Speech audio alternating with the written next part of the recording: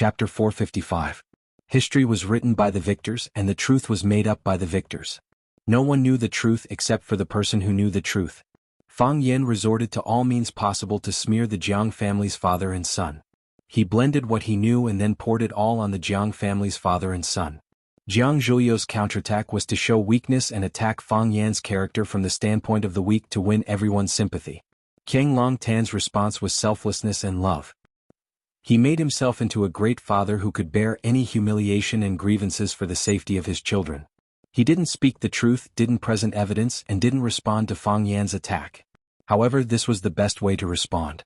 Each of them used their unique skills, and the hundreds of guests were dazzled and couldn't tell the truth from the lies. It was easy for humans to believe in what they saw and what they heard. However, what they saw and what they heard must be true.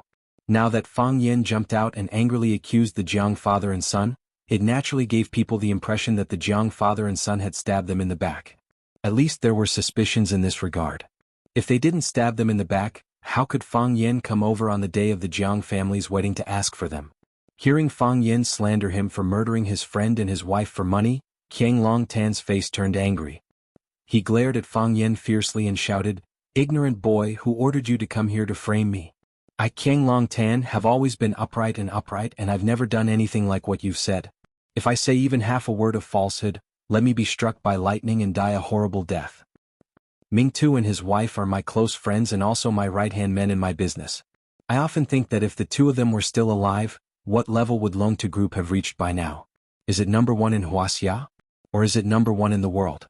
With a sad and regretful expression, Qiang Longtan said, "It's a pity that the heavens are jealous of the talented.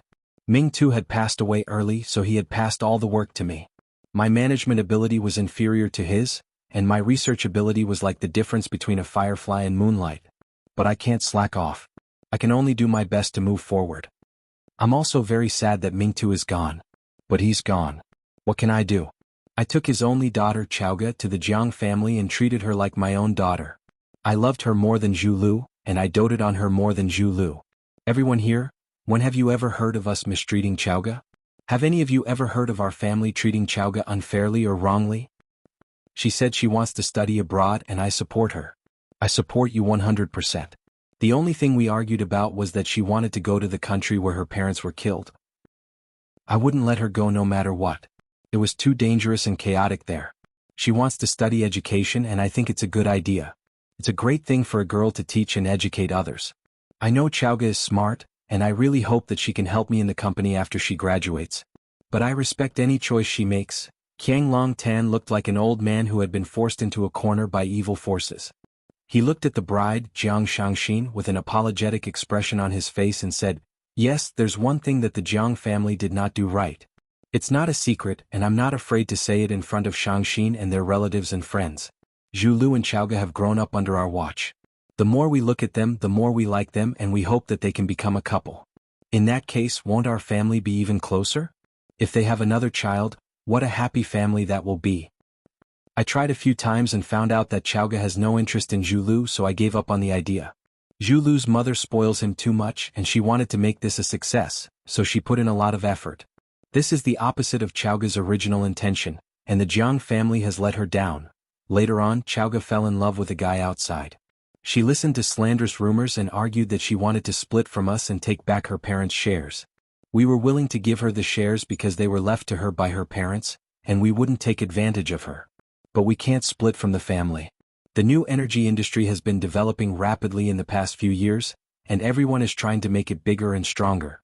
Why did we split a large company into two? What was that for? If we split it, what advantage would we have to compete with others?" After listening to Qiang Longtan's confession, there was a lot of discussion below the stage. "That's right. I know about this too, and there was a huge argument at the time. Only someone crazy would split Long Tu into two.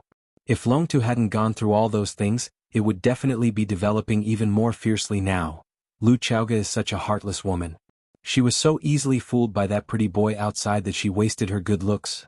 Jiang Longtan fiercely looked at Fang Yan as if he was going to fight him to the death. He said, "If she wants the shares, I'll give them to her. If she wants to split from the family, I'll split from her. Children are all grown up and have their own ideas. As parents, we can only do our best to support them, and if we can't, we'll have to forgive them. Fang Yen, tell me who got the shares Lu Chaoga took with her. Who benefited the most from her Rubik's Cube technology? If I remember correctly, you're the third largest shareholder of Chaoyan Technology, aren't you? Fang Yen, you're just a gigolo. You're just a little Miss Rosefinch who became a billionaire because of Lu Chaoga. Chaoga was so nice to you and she gave you her whole heart. Is this how you treat her? She's missing, she's been kidnapped, and we don't even know if she's alive or dead. Instead of trying to find someone to get her back, you're here to pester me? What's in it for you? If it makes you feel better. Jiang Longtan suddenly jumped down from the stage and rushed in front of Fang Yen. Like an angry rooster, he patted his chest and said to Fang Yen, if you feel comfortable doing this, then punch me a few times, kick me a few times. As long as it can make you happy and vent your anger, then please help me find my daughter Lu Xiaoga. She's too pitiful to be alone outside. Qiang Longtan was like a crazy father who had lost his mind. He had lost his usual gentleness and composure. He didn't care about dignity or face, and he didn't hesitate to let Fang Yen punch and kick him. Some people fought with their lives while others fought with their power. Jiang Longtan had thrown caution to the wind at the most crucial moment and fought with his power. Therefore he had taken control of the entire situation and gained the upper hand. No one would think that Qiang Longtan had lost his composure, because he was a father who had abandoned everything for his daughter. He was a father worthy of admiration and love. As a result, not only was Fang Yen hated by everyone present, but Lu Chaoga was also condemned as a disloyal and unfilial son. When it came to judging the situation, no one could compete with Qiang Longtan, that old fox. Fang Yen naturally couldn't punch and kick Qiang Longtan, because when Qiang Longtan finished speaking, a large group of people had already rushed over and used their bodies to shield Qiang Longtan, as if Fang Yen was really going to punch and kick Qiang Longtan. This old man was too cunning and too smart. While he was doing this, he had already calculated the reactions of the surrounding onlookers. Fang Yen looked coldly at Qiang Longtan's exquisite performance, and said in a steady and firm voice, "Don't take advantage of your seniority to play this kind of ridiculing trick. Hand Lu Chaoga to me and I'll leave with her immediately. Otherwise, don't even think about continuing with today's wedding." Fang Yen swept a glance at Jiang Zhulu and Jiang Shangxin, the newlyweds, and said, "You guys kidnapped my woman, so I won't let you guys live happily ever after." Seeing that a group of men in black who were in charge of security had received Jiang Zhulio's order to come over and arrest them, Fang Yen said with an indifferent expression, "I can't win against you guys with words or acting, but I can win against you guys in a fight. Why don't you guys give it a try?" The moment he said this, the crowd quietened down instantly. The men in black who were running toward him also stopped in their tracks, and they looked at Fang Yen, who was standing at the same spot and looking at them with a look of disdain. Was this guy really not a lunatic? They had seen arrogant people before, but they had never seen someone as arrogant as him. There were hundreds of guests present, and in addition to the service and security personnel, there were more than 1,000 people in the entire Longtu club. Why did he have the courage to say something so stupid like he was the best in martial arts? If an expert were to stand out and beat him up, wouldn't he be so embarrassed? Qiang Longtan felt very aggrieved. The aura that he had painstakingly built up had been destroyed by these idiotic bodyguards just like that. Even if he couldn't win, he still had to go up and fight. There were still the police if he was injured. The police would only be able to charge him with intentional assault if they were injured. Of course, standing in his position, it wasn't very appropriate for him to get someone to go up and fight with Fang Yen at this point in time.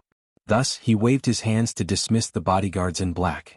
He looked at Fang Yen and said, "I know that you, Fang Yen, are very skilled, and even if all of us here were to join forces, we wouldn't be a match for you. I didn't kidnap Lu Chaoga, and it's impossible for me to kidnap Lu Chaoga either. Otherwise, you can beat the entire Jiang family to the ground and search for them yourself. Or you can help me find Lu Chaoga. No matter what, don't stand here and waste time." "I won't waste my time, and I won't waste my time saving people," Fang Yen said loudly. "I have evidence to prove that the Jiang family kidnapped Lu Chaoga." Chapter 456. A stone stirred up 1,000 ripples. Fang Yan's shout of "I have evidence" made the atmosphere reach a new climax once again. This climax was hidden and buried. It was like a volcano in the deep sea. No matter how intense the eruption was, there were only a few ripples on the surface of the water. Everyone looked at each other with deep meaning in their eyes, but they didn't exchange any words.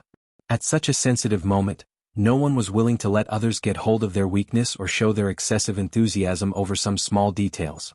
It was a taboo and etiquette for these reputable people. Fang Yen didn't come to the Jiang family without any evidence, but he had solid evidence. Could it be that the Jiang family was really the mastermind behind the kidnapping of Lu Chaoga? What evidence did he have to prove that the Jiang family was involved in or directly plotting the kidnapping of Lu Chaoga? However, since he had evidence, why didn't he directly call the police and arrest the Jiang family? Everyone was waiting quietly, and many were secretly looking forward to it. If Fang Yan really threw out some strong evidence, the Jiang father and son would be completely thrown into the abyss today, never to rise again. Jiang Zhulu clenched his fists and shouted, "Fang Yan, do you think my Jiang family has no one?" The matter was obviously not done by the Jiang family. What evidence did he have? What evidence could he have? Even if he had evidence, it would be a frame-up. Fang Yan didn't yield an inch and pressed forward step by step, really forcing Qiang Long Tan and Jiang Zhulu. This was Jiang Zhulio's wedding. The bigger the matter was, the more chaotic the scene would be, and the more embarrassed the Jiang family would be. If the matter of today's wedding were to be spread out, would the Jiang family still have the face to see others in the future? This Fang Yan's mind was too vicious and he was too good at choosing the right time. The best way was to keep the peace and end it here. However, this was obviously not what Fang Yan wanted to see. Jiang Longtan's sharp eyes were like needles that pierced Fang Yan. His voice was calm and dignified as he said, "I just thought that you're a junior.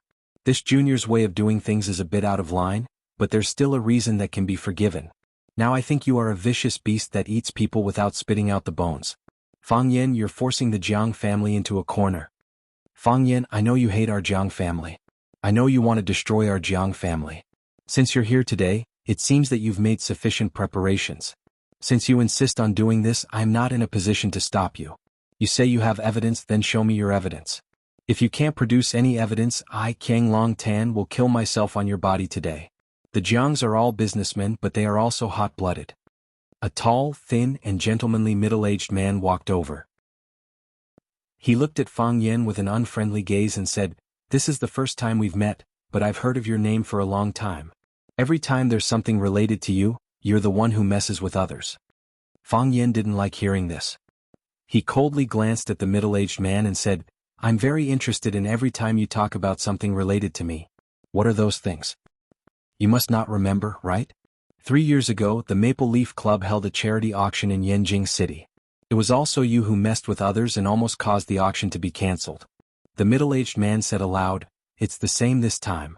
This is a wedding, the most sacred and happiest moment for a couple of families. You jumped out and made a scene. Your words were vicious, your means were cruel, and you forced and humiliated people to death. Aren't you afraid of retribution?" Fang Yan sneered and said, "I'm sorry, but I still remember what you said.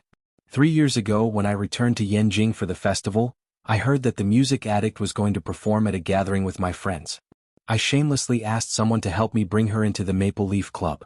I didn't expect that there would be people who didn't like us. They just scolded us a little and endured it. Who asked you to be the young masters of a famous family? We're just poor children from a small family. But you still want to step on us and never be able to rise again. We can't bear it anymore. So what if you're rich? You can bully people just because you're rich? 3 years ago, I retaliated after being bullied. 3 years later, it's still the same. If people don't offend me, I won't offend them. If people offend me, I won't let them off easily. Return Lu Chaoga to me. I'll turn around and leave. Your wedding can continue. Otherwise, I'll fight you to the death. You're twisting words and forcing logic." The middle-aged man sneered. "Didn't you say that you have evidence to prove that the Jiang family is the mastermind behind the kidnapping of Lu Chaoga? Then show us your evidence. If you don't have any evidence, the Jiang family will demand justice from you." Jiang Fengxing was a direct descendant of the Jiang family. He was highly respected in the Jiang family because of his outstanding ability. Some of the important investments of the Jiang family required his approval. He was also Jiang Shangxin's father. This time he represented the Jiang family to attend his daughter and Jiang Zhulio's wedding. Naturally, he hated Fang Yan in every way for such a thing to happen during the wedding. His words on behalf of the Jiang family naturally had the power to make people take him seriously. Sure enough, the way some people looked at Fang Yan changed when they heard Jiang Fengxing mention the Jiang family's name. Everyone had heard that Fang Yan didn't have a harmonious relationship with the Jiang family. However, today an important figure from the Jiang family stood out to warn Fang Yan. The meaning behind it was different. "Don't threaten me," Fang Yan said calmly. "Jiang Junling did something like this in the past. I slapped him back. You're the same." "What a good slap back. I, Jiang Fengxing, will stand here and see how you're going to stir up trouble." Jiang Fengxing's face was as dark as the bottom of a pot. His wife, Li Yun, quickly walked over and comforted him. She advised him not to get angry. "Where's the evidence?" Qiang Longtan stared at Fang Yan and shouted, "Fang Yan, where's the evidence you mentioned?" "Master, return Miss Lu to him." The old butler, who was standing beside him, said. Boom. It was like a volcano erupting on the ground. Lava suddenly filled the sky. Everyone could no longer remain calm. No one continued to stay silent. Heavens, the old butler of the Jiang family actually stood out to accuse the boss. Could it really be the Jiang family?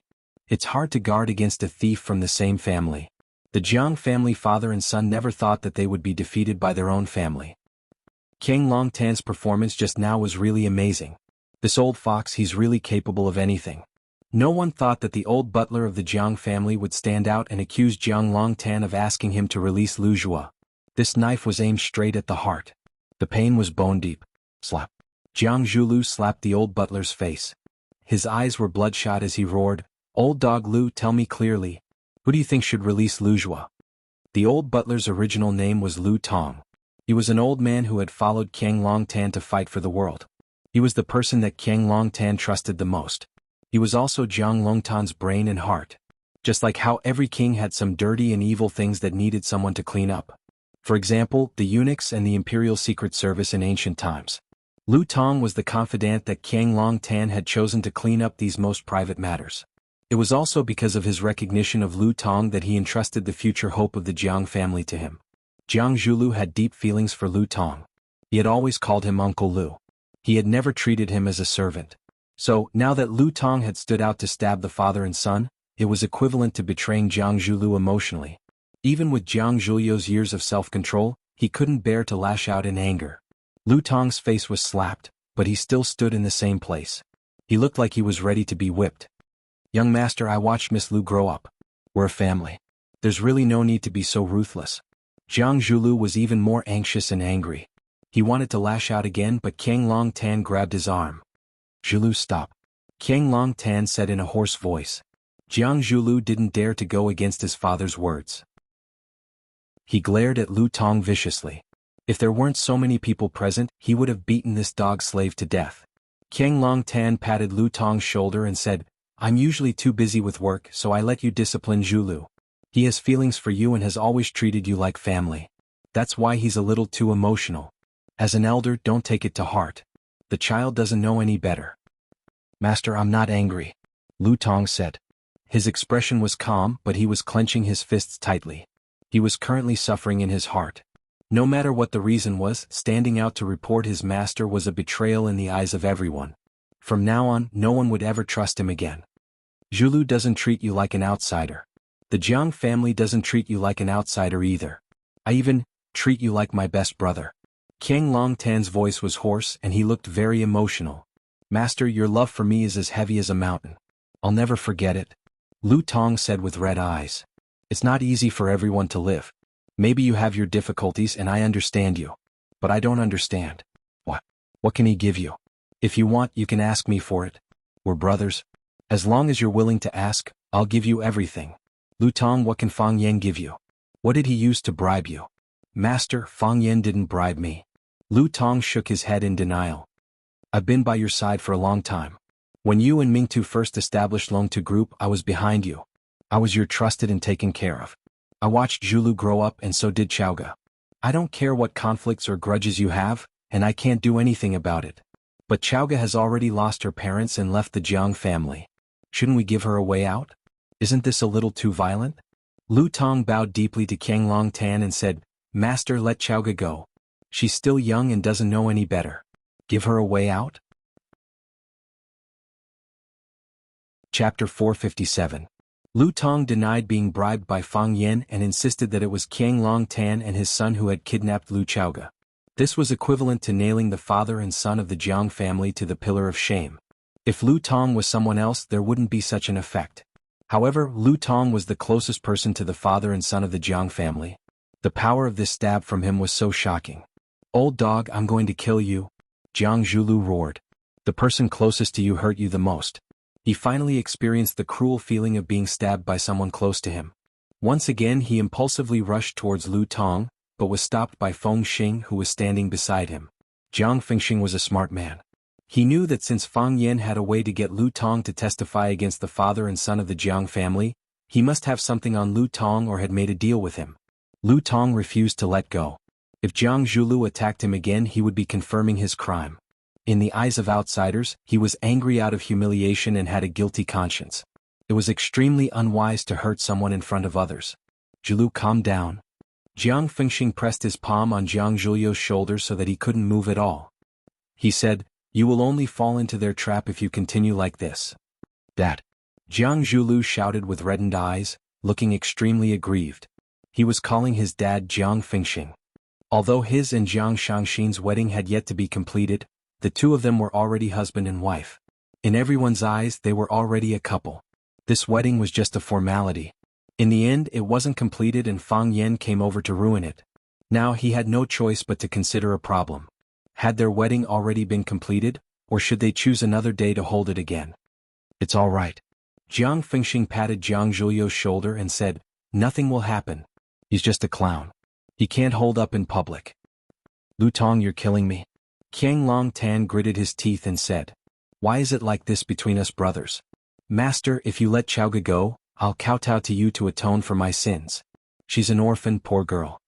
Lu Tong clenched his fists and stared straight into Qiang Long Tan's eyes, saying stubbornly, "Forget it." Qiang Long Tan weakly waved his hand and said, "You have the ability to kill people's hearts and you also have the ability to kill people. We, father and son, admit defeat. We don't have Lu Chaoga and we can't release her.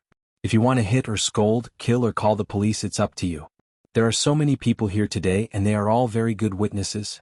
Qiang Long Tan did not refute, nor did he resist. He looked dejected and resigned to his fate. "Dad!" Jiang Zhulu was so anxious that his eyes were red. He shouted, "We are innocent, why should we admit it? They don't have any evidence.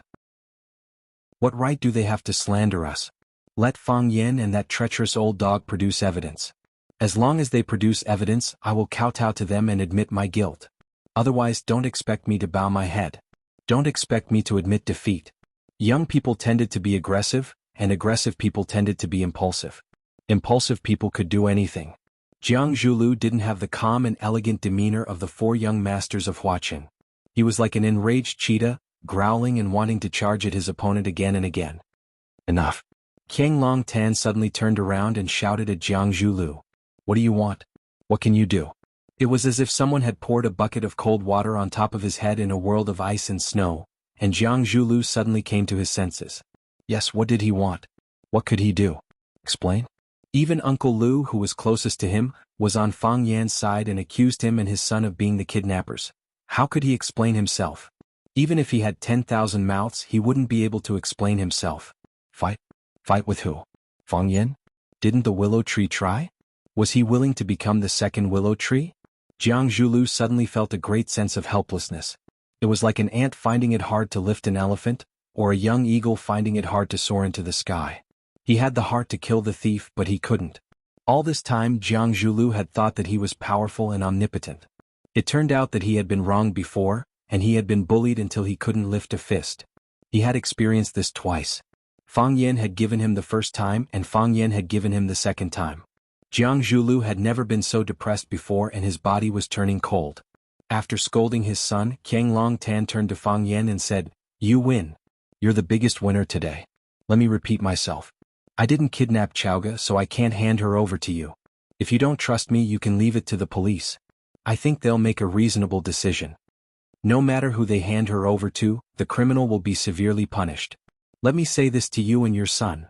Those who commit unjust acts bring about their own destruction." Fang Yan turned to leave and said, "Let's go." He said, "Let's go." Who would want to leave with Fang Yan? After the scandal between Fang Yan and the Jiang family, wouldn't leaving with Fang Yan mean breaking off all ties with the Jiang family? Many people looked at Fang Yan sarcastically. Did this idiot know anything about the ways of the world? More people were confused and wondered where Fang Yan got his confidence from. Why did he think that someone would bet on him?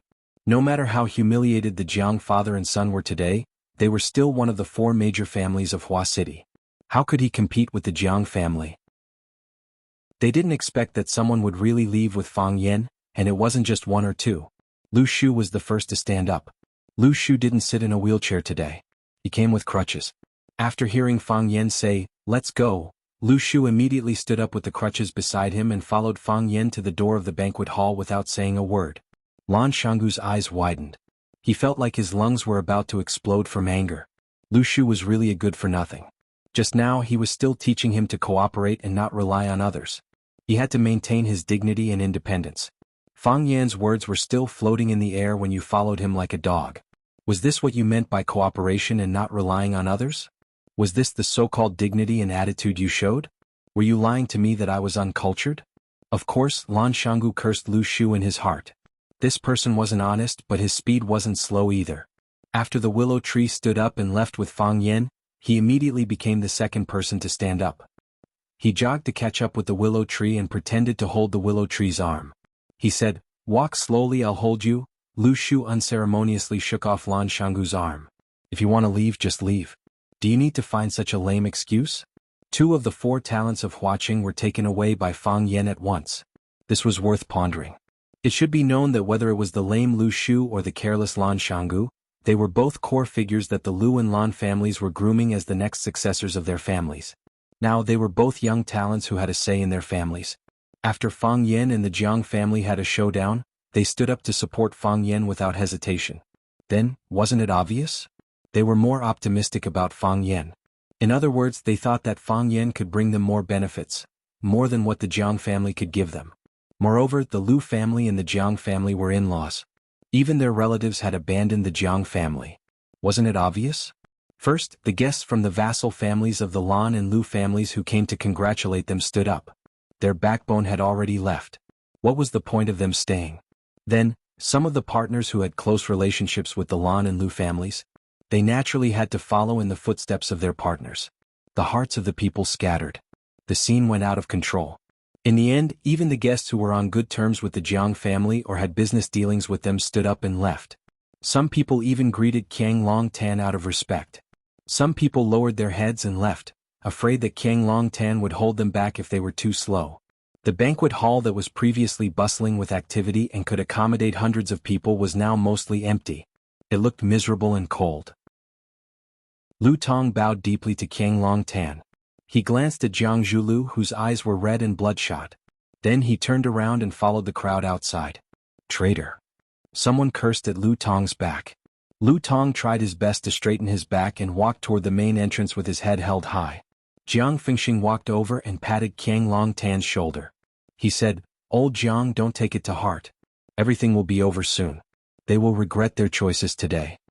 Even though he said that, he and his wife still dragged their daughter away from this annoying place. Qiang Long Tan's wife wanted to comfort her husband and son, but Qiang Long Tan waved her away. Qiang Long Tan chased everyone away. The banquet hall that could accommodate hundreds of people was only left with the Jiang father and son. Qiang Long Tan sat down on the steps of the tea stage. He reached out to Jiang Zhulu and asked, "Do you have a cigarette?" Jiang Long Tan did not smoke. He would only smoke once in a while when he was feeling extremely agitated. Obviously, Qiang Long Tan's current mood could no longer be described as extremely frustrated. Since it was Jiang Zhulio's wedding today, he naturally had a few packs of cigarettes in his pocket. He took out a cigarette and passed it to his father. Then he took out a lighter and lit it up for his father. Then he took out a cigarette and lit it up. Following his father's example, he sat down on the red carpet without caring about his image. Qiang Long Tan took a deep puff of the cigarette and allowed the warm smoke to filter through his lungs. Then he exhaled it gently. He looked in the direction of the empty main entrance and sighed softly. "I haven't seen this kid for 3 years and he has already become powerful. The younger generation will surpass the older." Chapter 458. "Dad, you're still praising him at this point?" Jiang Zhulu said in a dissatisfied tone. If Jiang Zhulu had to make a list of the people he hated the most, the first would be Fang Yan, the second would be Fang Yan, and the third would still be Fang Yan. There was only one name in the top 10, Fang Yan. Today was his wedding day and it was ruined by that hateful guy. The wedding wasn't finished. The guests left and the bride left. Which woman didn't want a beautiful and unforgettable wedding? This wedding was indeed unforgettable, and it would appear in every nightmare. Which parent didn't want their children to be happy and beautiful? The Jiang family must be very disappointed to be humiliated like this on their wedding day, right? Fang Yan was the opponent he wanted to get rid of the most at this moment. because no man could endure such humiliation. Qiang Long Tan smoked the cigarette in his hand seriously, not caring about his son's attitude toward Fang Yan. He said, Fang Yan used to be very smart, but that's all. He only knew how to counterattack, but he never knew how to take the initiative. He was strong, but he was weak. Or rather, he was kind. He could even forgive Chao for using him. Lu Shu wanted to kill him, but didn't he let Lu Shu live? You can't say he's kind. Jiang Zhulu didn't want to hear anyone say a good word about Fang Yan. Not even his own father. He's just weak and afraid to take responsibility. You can say that. Qiang Long Tan didn't refute his son's words this time. Father died a tragic death in front of his house, and he mourned for 3 years at Swallow Dock. It seems that he's understood a lot of things in the past 3 years, and his personality has changed a lot. He knows how to take the initiative, and it's fine when he doesn't move, but when he does, it'll kill. Kill who? Jiang Zhulu said fiercely. He accused us of kidnapping Lu Chaoga, but what evidence does he have? If he can't, why should others believe him? Is there really no one who believes it? Qiang Long Tan stared into his son's eyes and asked. Jiang Zhulu had been afraid of his father since he was a child. He was not used to looking into his father's eyes at such a close distance. He turned around and took a puff of his cigarette. Even if a small number of people believe it, the Jiang family's reputation will only be affected a little. Do you really think that only a small number of people will believe it? Qiang Long Tan was not satisfied with his son's answer and asked again. No one listens to Fang Yan's words, but that old dog Lu Tong's knife is too deep. Jiang Zhulu became flustered and exasperated. If he didn't jump out to testify against us, how could we be in such a difficult situation? This is all part of Fang Yan's plan. Qiang Long Tan smiled coldly and said, after today the Jiang family's reputation will be ruined. Dad? Jiang Zhulu was unwilling to admit the truth his father had said. This is the truth. That brat was too ruthless and too accurate. Do you really think he came to take Lu Chaoga away? He came to take away our Jiang family's dignity and face. He wants our Jiang family's reputation to be ruined, to become the talk of Huaqing and a laughing stock in their hearts. Haven't you noticed the frequency of his actions? From the moment he jumped out with a face full of anger and shouted that I didn't agree, he started digging holes and burying us father and son in them. He said he had evidence in his hands, so why didn't he say it the moment he appeared? He just wanted to use some time to spread the news of Lu Chaoga's kidnapping. He wanted to tell the whole story in front of everyone. He wanted to build momentum for himself and Lu Chaoga so that everyone would automatically associate it in their hearts. So that they would subconsciously suspect us father and son to be the culprits behind Lu Chaoga's kidnapping. Qiang Long Tan looked at his son Jiang Zhulu and asked, did we kidnap Lu Chaoga? Of course not, Jiang Zhulu denied flatly. How could we do such a thing? We know we didn't. Do the guests here still believe it? Will the people of Huaqing who didn't come but heard the news believe it? I believe at this moment, this matter has already spread to every corner of Huaqing, right? Whether Lu Chaoga was kidnapped by us or not, it is no longer important to us now. Because everyone will see us as the #1 suspect. This is the reason why that brat came here to cause trouble. He wanted to pull us down from the high platform. No, he wanted to step us into the mud. Qiang Long Tan's thoughts were clearer and crueler, and he said, so Lu Tong appeared. If it wasn't to destroy our Jiang family, why would he throw out such an important chess piece like Lu Tong at a time like this? He placed him beside us father and son so that he could continuously pass on the information they want. Wouldn't this show the value of a chess piece? Lu Tong, why did he betray us? Didn't our Jiang family treat him well enough? We never treated him like a slave, we treated him like family. When Lu Tong was mentioned, Jiang Zhulio's emotions fluctuated more intensely. When he was very young, his father handed him over to Lu Tong to take care of and teach him. Other than his father, Lu Tong was his closest and most trusted elder. Unexpectedly, when the Jiang family was in danger, he was the first one to jump out and stab the Jiang family. What's so hard to understand? Qiang Long Tan shook his head and sighed, a little disappointed with his son's reaction. There is no such thing as loyalty in this world. Loyalty only comes from the lack of bargaining chips for betrayal. In the future you must remember this in your heart. In this world there is no one worthy of your trust, only those who are worthy of being used. I'll remember, Jiang Zhulu said as if he was enlightened. Lu Tong, that old dog, taught me a lesson. I'll never forget it. Lu Tong's knife didn't kill us, nor could it kill us. But it left a fatal wound on our bodies. Qiang Long Tan stepped on the cigarette but in his hand and rubbed it forcefully. This was the second knife that Fang Yan prepared. It was also the fiercest and most unexpected knife. Jiang Zhulu looked puzzled. Since they already have Lu Tong in their hands, why didn't they just ask him to take out their so-called evidence? How could such a show end so hastily after all this talk and no action? Isn't it a little too stupid? Because they don't have evidence, Qiang Longtan said. Because Lu Tong doesn't have evidence that you and I kidnapped Lu Chaoga. Then we should make that old dog Lu Tong stay and force him to take out the evidence in front of everyone. If he can't take it out, won't we be cleared of all suspicion? Can he stay? Qiang Longtan smiled bitterly. Lu Tong has been by our side for so many years, how many secrets does he know? He doesn't have evidence that we kidnapped Lu Chaoga, but he has a lot of evidence on other things. If we make him stay, he will spill everything. How can we face that situation? You mean, this is also Fang Yan's plan?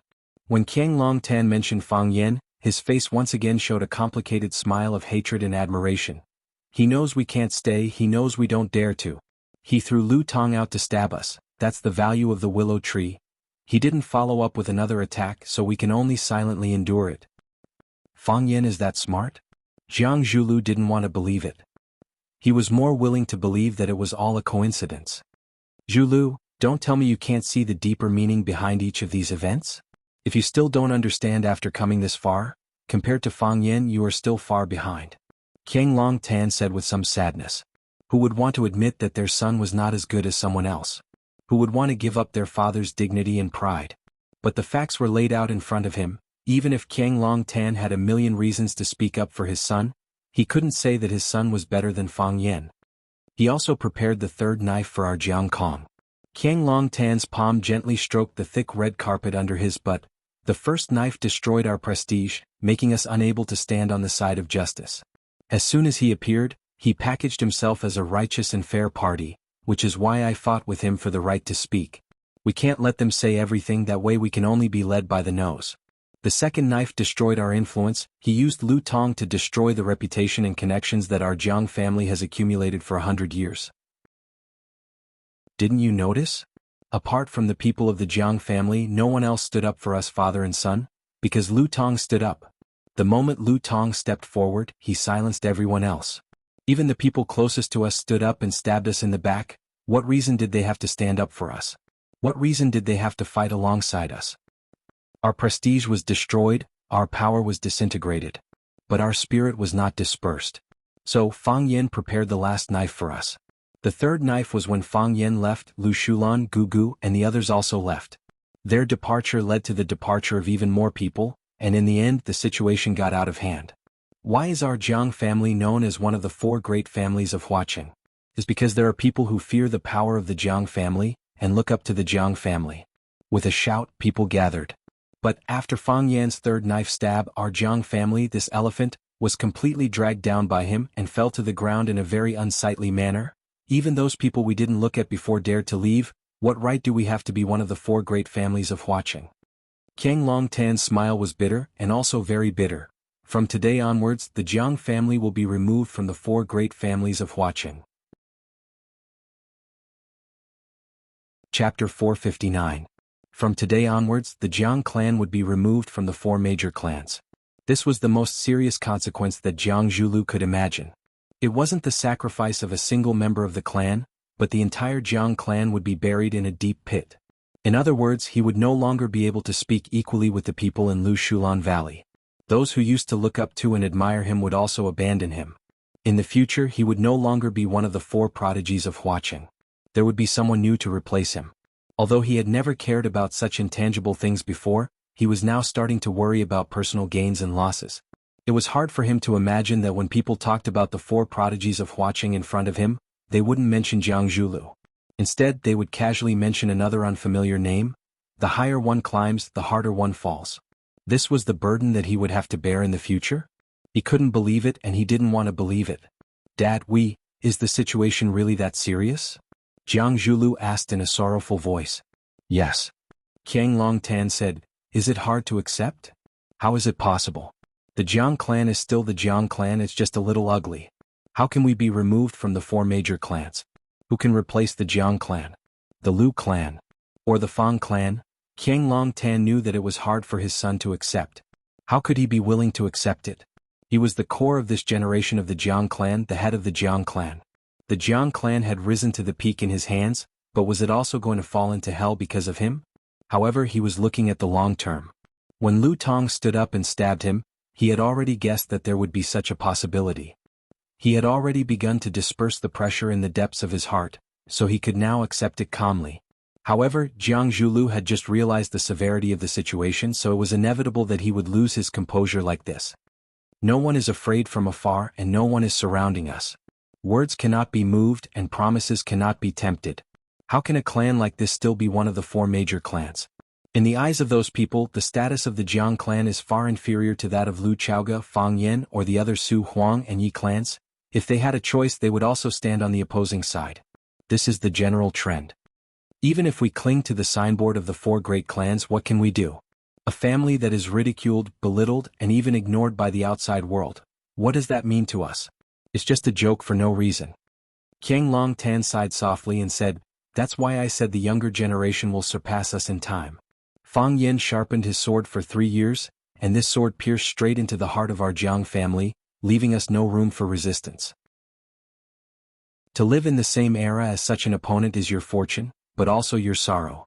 Is he really that scheming? Did he really have a flawless plan? Even you don't have any way to fight back? Even if I'm inferior to him, how can he possibly be your opponent? Jiang Zhulu asked unwillingly. He didn't want to believe it. He didn't want to believe it. He still remembered the first time he met Fang Yan. At that time he was still a somewhat inexperienced rookie. Except for his vicious mouth, there was almost nothing about him that people should respect or be vigilant against. Just a rookie. He once commented on Fang Yan in front of the willow tree. Now, that rookie had been reborn and turned into a phoenix that soared above the 9 heavens. After the willow tree was disfigured by him because of the Rubik's Cube, it was tied to the same chariot, unable to move. If it resisted even a little, he would kick it out of the fast-moving train, and then the Lu family would instantly abandon it in some unknown corner. By using the willow tree, Fang Yan was also insulting the willow tree. By leading the Lu family forward, he was also whipping the Lu family's butt. This kid, every move made people gnash their teeth in anger, but it was also hard to defend against. What about himself? He was even more miserable than the willow tree. It's good for young people to suffer some setbacks. Right now, Fang Yan's way of doing things is both experienced and vicious. Even if people know that he's slandering them, even if they know that he's digging a hole to bury them, we still have to hold hands and jump in together. Does this kind of growth have nothing to do with his father's departure? Qiang Long Tan patted Jiang Zhulio's shoulder and smiled. Maybe after I leave you will also grow a little faster. Dad, Jiang Zhulio's face was full of shock. Don't say that, I feel like I'm still far behind you. Give me some more time to study. Qiang Long Tan smiled. Your grandfather said that I'm a yellow ox and a dog. I have the diligence and patience of a yellow ox, but I also have the savagery and cunning of a dog. I have a lot of confidence in my life. I thought that I'd run amok for my entire life, but I didn't think that, at my old age, I would be bullied by a young boy to this extent. He brought a large basin of fresh dog's blood and said, Qiang Long Tan, I'm going to pour this basin of dog's blood on your head.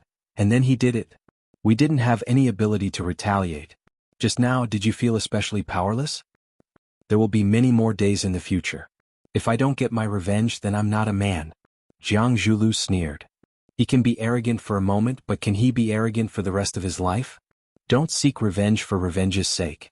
If there are benefits to be gained, why don't we all sit down and drink tea, chat, and become friends?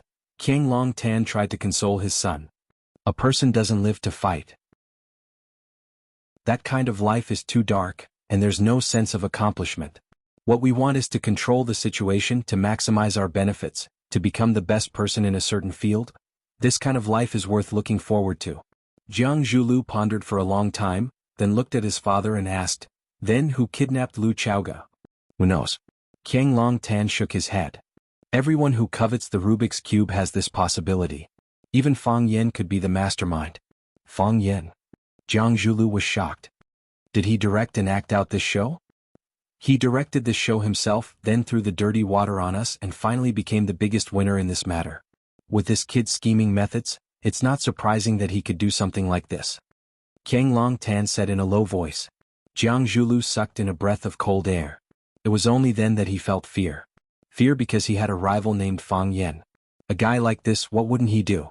King Longtan looked at Jiang Zhulu and asked, "If you were Fang Yin, what would you do?" "Do what? What would I do to Lu Chaoga?" A hint of panic flashed in Jiang Zhulio's eyes as he said, "I don't know. You really don't know, or you don't want me to know." Jiang Zhulu gritted his teeth and said with a firm voice, "I guess we'll never see each other again." King Longtan nodded and said, "That's the best choice. Seems he thinks the same as you. If Lu Chaoga was kidnapped, then let her disappear from this world forever." Fang Yin was originally the third largest shareholder of Chaoyin Technology. If Lu Chaoga really disappeared, then with his relationship with the Qin family, they could work together to divide the shares under Lu Chaoga's name and take control of Chaoyin Technology. Fang Yin would soar to the sky because of this. When Fang Yin walked out of the Longtu Club entrance, a GMC off-road RV was already parked on the side of the road waiting. Seeing Fang Yin walk over, the front passenger door opened and Qining jumped out to help open the back door. After Fang Yin got in the car, Qining was about to close the door when he saw Fang Yin's eyes. He stopped what he was doing and waited by the side with the door open. Lu Tong followed closely behind and got in the car, followed by Lu Shu, who limped over, and his old friend Lan Gulu. Fang Yin nodded and Qining tactfully closed the door. When Qining jumped back into the front passenger seat again, the RV slowly started. Lan Shanggu looked at Fang Yin with a smile and said, "Master, I know you have a lot of things to take care of when you come back, so I didn't rush over to bother you. I was thinking of finding time to treat you to a drink. I didn't expect to meet you today." "There's no hurry to drink," Fang Yin said. Lu Shu looked at Fang Yin and asked, "Miss Lu Chaoga, was she really kidnapped?" "She was really kidnapped," Fang Yin said in a low voice. The atmosphere in the car suddenly became heavy, and even breathing became more difficult than before. Lan Shanggu didn't speak and Lu Shu didn't speak either. Lu Tong lowered his head and pretended not to hear their conversation. Seeing their expressions, Fang Yin understood what they were thinking and said, "She's very important to me, I want to save her." Seeing Fang Yin's attitude, Lan Shanggu and Lu Shu clearly felt a lot more relaxed. If Fang Yin had his own selfish motives and was willing to abandon that woman, they would have to make a choice again. Would they be loyal to Fang Yin or loyal to their previous partners? The answer to this question was self-evident. Lan Shanggu took out his phone from his pocket and dialed a number, then said, "Find Lu Chaoga." Lu Shu also took out his phone and sent 3 words to a number that wasn't recorded on his phone. "Lu Chaoga." Fang Yin sighed softly and said, "Everyone from now on, will be in the same boat, sharing wealth and prosperity. If the boat is about to capsize or fall apart, you can find someone else, I'll tell you to take care. But if we're sailing smoothly and there's still someone who's half-hearted, then don't blame me for being impolite. Even if the boat is about to capsize or fall apart, do I have any other choice?" Lu Shu asked back. The answer to this question had already expressed his attitude. Lan Shanggu smiled and said, "Master, from now on I'll follow your lead." Chapter 460. The car stopped at the corner leading to the highway where Lu Shu and Lan Shanggu got off. Their car followed behind, so they didn't have to worry about walking back to the city. "Goodbye, Master." Lan Shanggu stood at the door and said goodbye to Fang Yin. "We'll do our best to find Miss Lu." "Thank you," Fang Yin said. The car door closed and the GMC set off again. Watching the car disappear into the distance, Lan Shanggu asked, "Are we really going to look for her?" Lu Shu thought for a moment and said, "He's really going to look for her." Lan Shanggu nodded with a smile and said, "If he's really going to look for her, then we'll really look for her." The huge and heavy car quickly drove on the highway to Huaqing. Only Fang Yin and Lu Tong sat in the spacious and luxurious back compartment. Fang Yin was silent and Lu Tong felt uneasy. When Lu Shu and Lan Shanggu were here, he felt more relaxed and comfortable. Now that Lu Shu and Lan Shanggu were gone, why did he feel uneasy all over? Lu Tong suddenly remembered that when Lu Shu and Lan Shanggu were sitting here, the atmosphere was also a bit gloomy, and they were deliberately flattering him when they spoke. Obviously they were afraid of Fang Yin or had something to ask of Fang Yin. This man who disappeared for 3 years, showed the aura of a king as soon as he returned? Was this just a temporary illusion, or was the energy that had been secretly accumulated over the years finally going to explode? Was Fang Yin going to become the representative of the rising power in Huaqing? No matter what, after this battle, no one could ignore his existence anymore. Fang Yin was in Huaqing. Fang Yin seemed to have just remembered Lu Tong's existence. He turned his body slightly so that he could talk to Lu Tong, and his expression deliberately softened. He seemed to be more polite than he was to Lu Shu and Lan Shanggu. "Mr. Lu, it's been hard on you," Fang Yen said gratefully. Lu Tong paused for a few seconds, then sighed heavily and said, I just did what I promised, master. When he heard Lu Shu and Lan Shanggu call Fang Yen young master, he followed suit. He knew very well that Fang Yen was just a teacher at Rosefinch Secondary. Oh no, a security guard. Betraying one's master was a disgrace in anyone's eyes. Even though Fang Yen was speaking to him amiably now, he also understood the other's thoughts. It was impossible for him to look up to someone like him. If he kept his moral integrity, he wouldn't be able to keep his life. If he kept his life, he would lose his dignity. It's so hard to be a human. Fang Yen nodded and said, I still have to thank you. Without you, we wouldn't have been able to expose the ugly faces of the father and son of the Jiang family in front of so many people. You have been with them for so many years, you should know what kind of despicable people they are, right? Lu Tong remained silent. The reason he didn't answer was not because he still wanted to pick up some things that he had abandoned, such as dignity and moral integrity. Some things were lost and could never be found again. He just didn't know how to answer this question. Jiang Longtan and Jiang Zhulu, father and son, had indeed done quite a number of evil deeds. Furthermore, a large portion of those deeds had been arranged by him.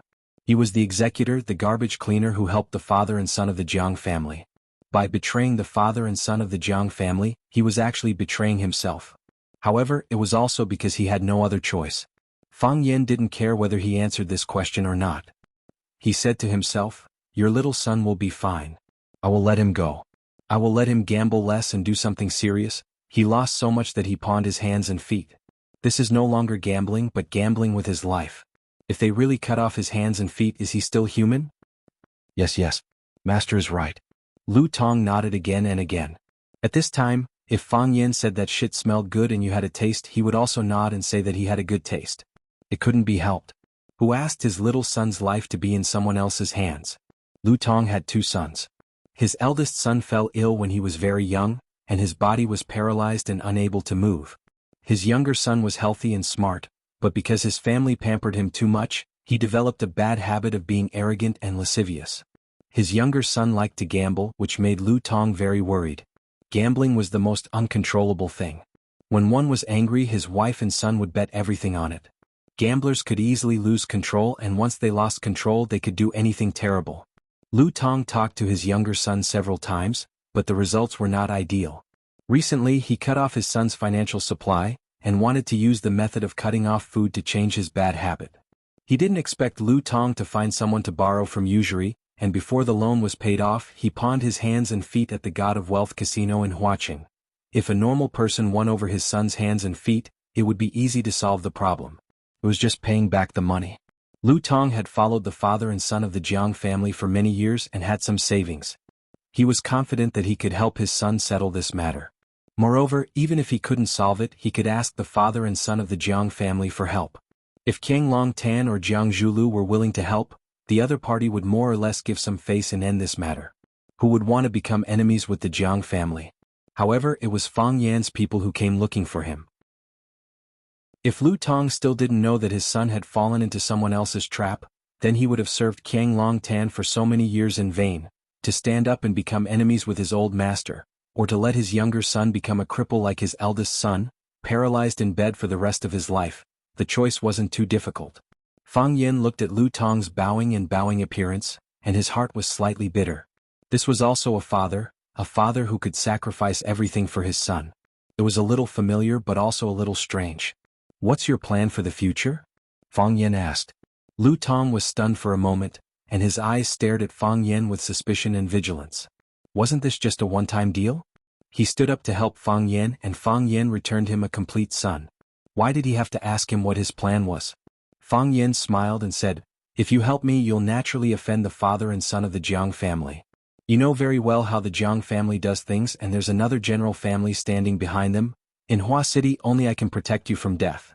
In Huaxia, only I can protect you. You dare to take me in? Lu Tong asked in a hoarse voice. He was a traitor who had just betrayed his master's family. He was already prepared to bear the curses of tens of thousands of people, and was prepared to receive the revenge of the Jiang family and others. In order to save his son, he had to pay this price. Of course, there was a possibility that his son would still be killed by them in the end. I don't need your loyalty, I only need your ability. Fang Yen smiled, From today onwards you're my butler. Eldest young master. Lu Tong looked at Fang Yan in shock. Was this man crazy? He had just betrayed his previous master and now he had a new one? Don't ask me what I think, just tell me what you think. Fang Yan's finger tapped on the armrest of his seat as he asked. Thump. Lu Tong slid down from his seat and sprawled on the ground in front of Fang Yan. His movement was so big that Qining, who had been on guard the entire time, almost shot him to death.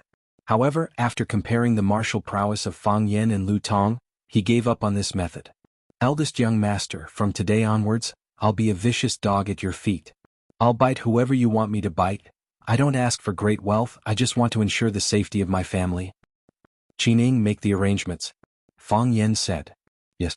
Qining answered and began to make a call. He only needed to make a call, and the members of Lu Tong's family who were under their control would immediately be moved to a safe place. A place that was difficult for outsiders to come into contact with.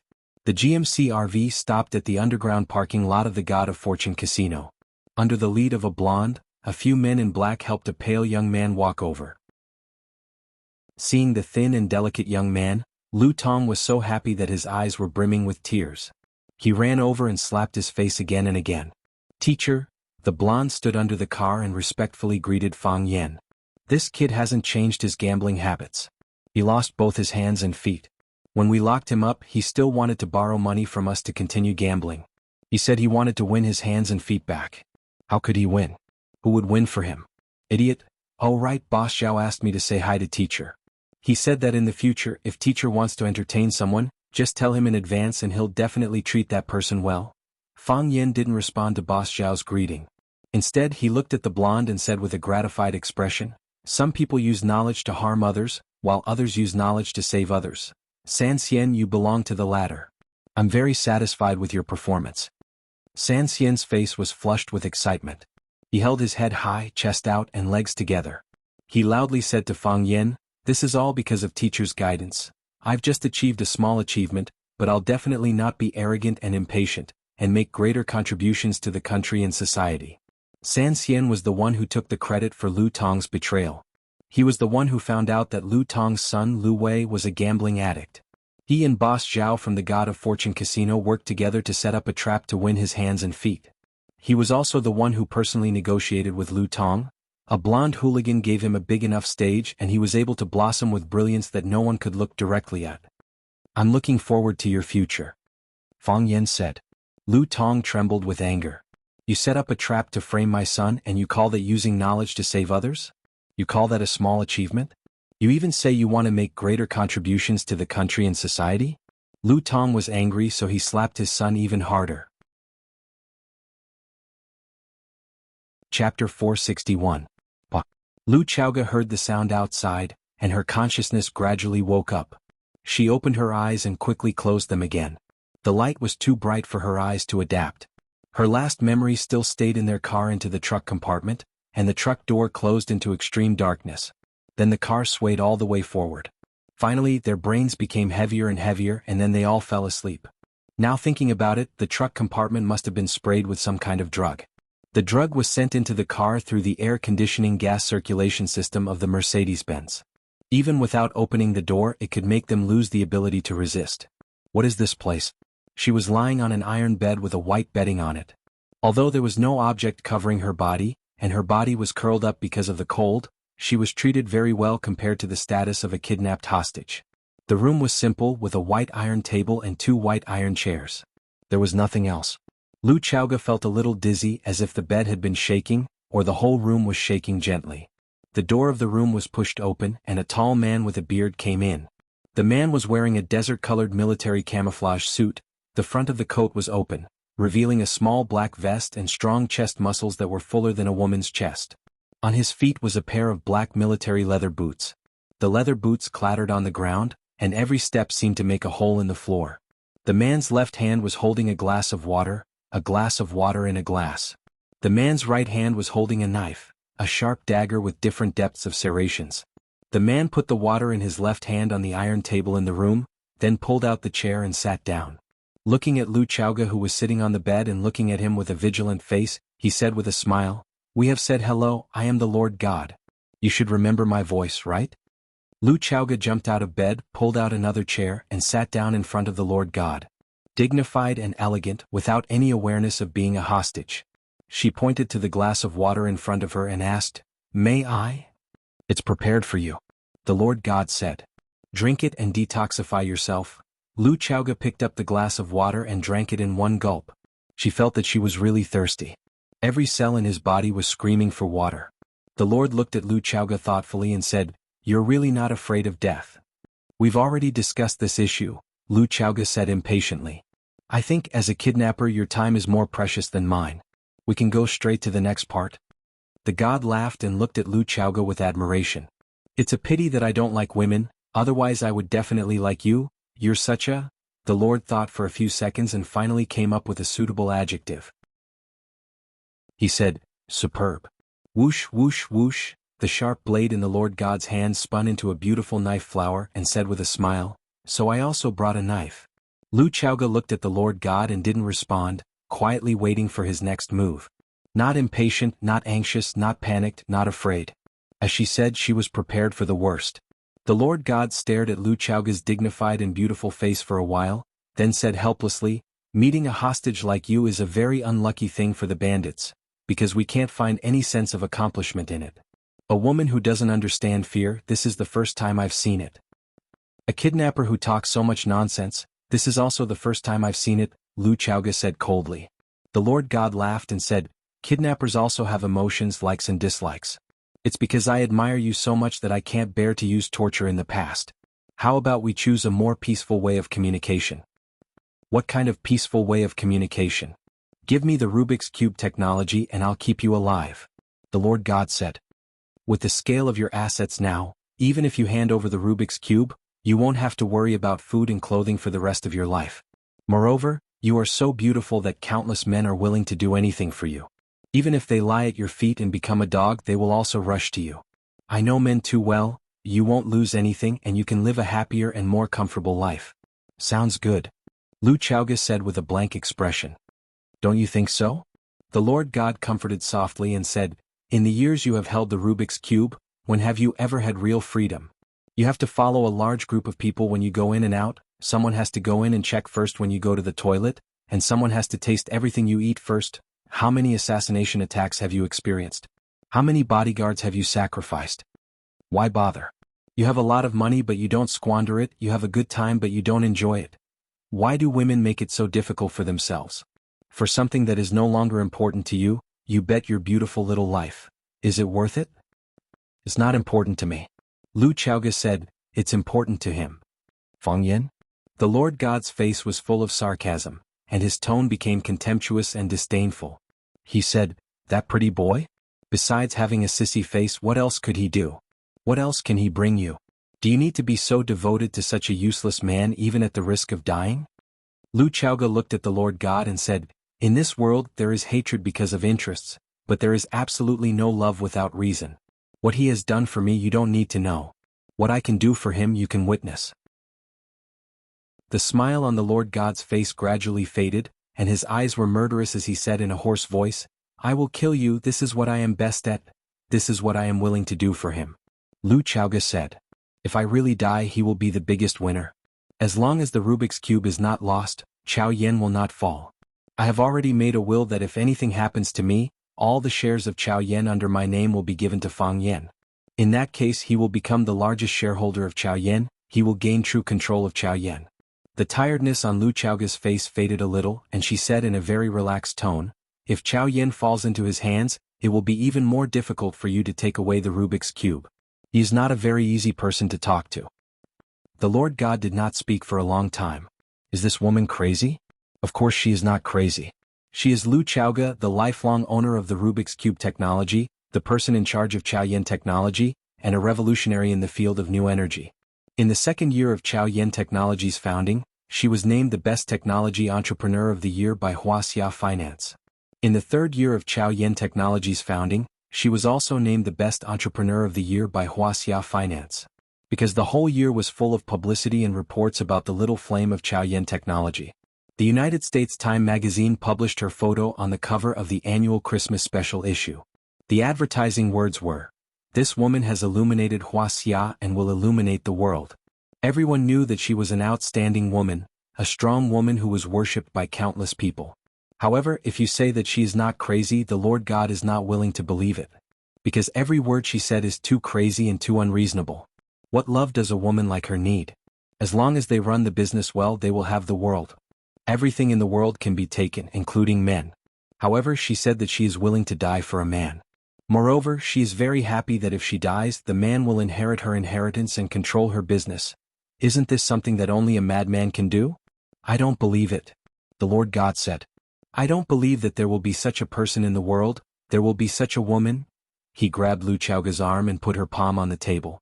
The sharp edge of the dagger in his hand pressed on the back of Lu Chaoga's hand and said, "If I stab like this, your beautiful little hand will be ruined." I know. Lu Chaoga said. Now that she has prepared for the worst, what she is facing now is one of the worst. The Lord God's eyes were slightly cold, and the knife in his hand slowly pressed down. The skin on the back of Lu Chaoga's hand was cut, and blood flowed out along the sharp teeth of the knife. Then it pierced through the flesh and bone, and the sharp blade went through the back of Lu Chaoga's hand. Clang. It was not until the tip of the knife hit the steel table that the Lord God stopped his movements. What do you think? The Lord God grinned and looked at Lu Chaoga and asked, "In fact, it doesn't hurt when it's stabbed in, but it hurts when it's pulled out. There are 21 barbs on my knife. When I pull it out of your palm, it will pull out your skin, your flesh, and your meridians together. What is the feeling of tearing the heart and splitting the lungs? You must not have tried this feeling. But I can let you taste what is the feeling of tearing the flesh. Why not just cut your throat?" Lu Chaoga did not struggle. There was no point in struggling in front of such a man. It would only provoke the other party to use more intense and cruel means. Her forehead was covered with beads of sweat, and even her messy hair was soaked with sweat. Because of the pain, the muscles on her face kept twitching, and her arms were trembling violently. This has nothing to do with human psychological quality, but the natural reaction of the body. It's more concise and convenient. I have read some psychological books. People will be more awake when facing the threat of life and death. Maybe then I can know what I want. Chapter 462. Slit the neck. The Lord sneered. If you slit the neck, you will die. If you die, who am I going to find for the magic cube? I'm not so stupid to fall into your trick. Can you still feel your palm? Feel it well, feel every time it brings you pain and tremble, feel it cut through the pores and flesh by the blade, feel your blood freeze a little bit and your body lose contact a little bit. Screech. The wrist of the Lord holding the knife was lifted up, and the sharp blade that pierced Lu Chaoga's palm was pulled out by him. Whoosh, the blood gushed out like a blood fountain. The bright red blood splashed on the face and body of the Lord, and Lu Chaoga's own face and body. Lu Chaoga's white and smooth face was speckled with red blood drops, which looked strangely coquettish and sexy. She didn't make people feel pitiful. She never made people feel pitiful. She was a fastidious person and a woman who was strong enough to die bravely and tidy up her clothes to make herself elegant and calm. The rain of blood fell from the sky, and the Lord stuck out his tongue to lick the blood stains on the corners of his mouth and began to become excited. He held the dagger with teeth upside down, laughed and looked at Lu Chaoga and said, "Lu Chaoga, how do you feel? Do you enjoy it? I'm already excited. Are you the same as me?" Lu Chaoga's face was as white as paper and her forehead was sweaty. The pierced palm trembled on the table, but it tried its best to maintain its previous sitting posture. Her two long legs were together, and her upper body was trying to straighten up to support her weak body because of excessive pain. Lu Chaoga didn't answer the Lord's words. If there was still a trace of strength, she would use it to resist the Lord's attack again. The Lord was very satisfied with the effect of his knife and looked at Lu Chaoga and said, "The second knife I stabbed your right hand still stabbed in the hole just now. I just said, I appreciate you. So, I really can't bear to hurt you." This was the damage stacking skill. Everyone knew that the position of injury was the most painful and sensitive. Not to mention a stab, even a breath of air towards the wound would be so painful that it would be hard to breathe. Stabbing him in different places was just an extra stab. However, if he stabbed the original injured spot again, the damage would be stacked. This damage effect was no longer as simple as one slash after another. Instead, it was multiplied by several times. Not to mention a weak girl like Lu Chaoga, even those famous assassins in the mercenary world would find it hard to endure such torture. The sovereign's words were long-winded, but his attacks were swift and decisive. Before Lu Chaoga had any time to prepare, he had already stabbed him with the knife. It was still Lu Chaoga's right hand and the hole in the center of her right hand. The barbs on the dagger once again tore through the torn flesh. Because of the brutal insertion of the dagger, more blood and flesh oozed out from the side of the blade. Lu Chaoga fainted from the pain. We often talk about such a phrase, heart-wrenching. When a loved one died, it was heart-wrenching. When a cat and a dog at home died, it was heart-wrenching. When a boyfriend broke up, it was heart-wrenching. When a boyfriend broke up, it was heart-wrenching. When the fried chestnuts at Wang Mazi's house were sold out, it was heart-wrenching. When they didn't get a private room at Cash Locker KTV, it was even more heart-wrenching. How many people had experienced the real heart-wrenching pain? Tearing the heart and bursting the lungs? Such a pain perhaps ordinary people couldn't bear it at all, right? When Lu Chaoga woke up again, she felt someone touching her injured palm. It was still a heart-wrenching pain, but there was a comfortable coldness. Lu Chaoga opened his eyes and came face to face with a pair of worried and concerned eyes. Lu Chaoga was stunned for a moment and instantly understood. No sadness, no joy. She had long given up. Qiang Long Tan carefully applied layer after layer of brown ointment on the wound on Lu Chaoga's palm, then wrapped it tightly with white gauze and skillfully tied a beautiful bow. Then he sighed softly and said, "How did they hurt you like this?" Lu Chaoga retracted his hand and sat up with the support of one palm. It was a very ungraceful thing for her to lie in front of a strange man like this. She was a decent woman. "I've already helped you bandage it. I used the golden chrysalis skin nourishing powder personally made by Dr. King Qin Luo. The real ointment ground from the golden chrysalis powder won't even leave a scar after the wound is healed." Qiang Long Tan pointed to the place between his eyebrows and said, "Do you still remember here? Were you 11 or 12 years old at that time? When I came back from work, you were watering the flowers on the balcony on the second floor. A flower pot suddenly fell down and slashed across the place between my eyebrows. There was a deep cut between my eyebrows. At that time the flesh was turned inside out and blood flowed all over the ground. You were frightened and stood on the balcony looking at me like a fool. I still remember the look of panic in your eyes. I smiled and told you that I was fine. Then your aunt took this bottle of golden chrysalis powder and bandaged it for me. She didn't even go to the hospital. Look, do I still have a scar here?" "No," Lu Chaoga said. They had lived together for so many years, how could she not know if there was a scar between his eyebrows? "Yes, there's no scar left at all. It's really a magical treasure. This kind of thing is rare nowadays. I only have this little." Qiang Long Tan put a small medicine bottle into his pocket and looked at Lu Chaoga with a smile on his face and said, "From that moment on, I knew that you wanted to kill me. If you weren't too nervous that time, if you didn't throw the flower pot in a split second, maybe you would have avenged your parents." Lu Chaoga was moved. This was the first time that Qiang Long Tan told her about the death of her parents. "Their death was done by you, right?" Lu Chaoga's voice trembled slightly and asked in a low voice. Qiang Long Tan looked at Lu Chaoga and said lightly, "Didn't you already know?" "I know." Lu Chaoga nodded. "But I want to be sure, I want to hear the answer from your own mouth." Qiang Long Tan sighed softly and said, "If it's possible, I really don't want the relationship between us father and daughter to deteriorate to such an extent. Since you want to be sure, then I'll confirm it for you. Yes, that matter was indeed done by me." Lu Chaoga's tears flowed out of her eyes like rain. The truth was revealed. The truth of her parents' tragic death was finally revealed. After waiting for so many years, searching for so many years, suspecting for so many years, she finally got the answer to her question. Death meant never seeing each other again. Her painstaking search couldn't save her parents. What she asked for was her own peace of mind. Her parents died tragically, and she didn't even know who the murderer was, so what right did she have to be a daughter? Qiang Long Tan personally admitted that he killed her parents, which was equivalent to putting an end to the biggest worry in Lu Chaoga's heart. The dead can't come back to life. Qiang Long Tan patted Lu Chaoga's shoulder and comforted her. "I'm also very sad that something like this happened. I often think, was it wrong of me to do that? Was it too impulsive? If Mingtu didn't die, if both of them were still alive, wouldn't I have gained a close friend by my side? Wouldn't the Longtu group have gained an outstanding partner?" For a long time after Mingtu's death, I was in a dilemma. It wasn't until the real Rubik's Cube appeared that this dilemma ended. At that time, I suddenly understood something. Lu Mingtu deserves to die, they all deserve to die. I'm their friend, I'm their partner. I'm the closest person to them. Without me, what are they? All these years, how much time and effort have I invested in them? How much money and resources have I invested? They've obviously conquered the technical barrier of the Rubik's Cube, they clearly have a mature product, But they actually hid it and didn't tell me anything? Lu Chaoga, tell me, isn't this kind of person hateful? Doesn't this kind of partner deserve to die? If it were you, what would you do? I really regret it. Why did I let them die in such a beautiful country? They should die in the cold barren mountains, die in the deserted desert, die in the stomachs of wild dogs and vultures. The kindness on Qiang Longtan's face disappeared, replaced by a deep-seated hatred and a craziness that was about to erupt like a volcano. What have we done all these years? We followed the wrong direction they've pointed us in over and over again, wrong again and again. Time, I've wasted a total of 20 years. 20 years.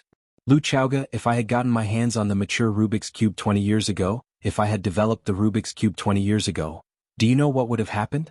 Qiang Longtan's eyes were burning, his face full of longing as he said, the Longtu Group would have become the greatest energy technology company of this era, second to none.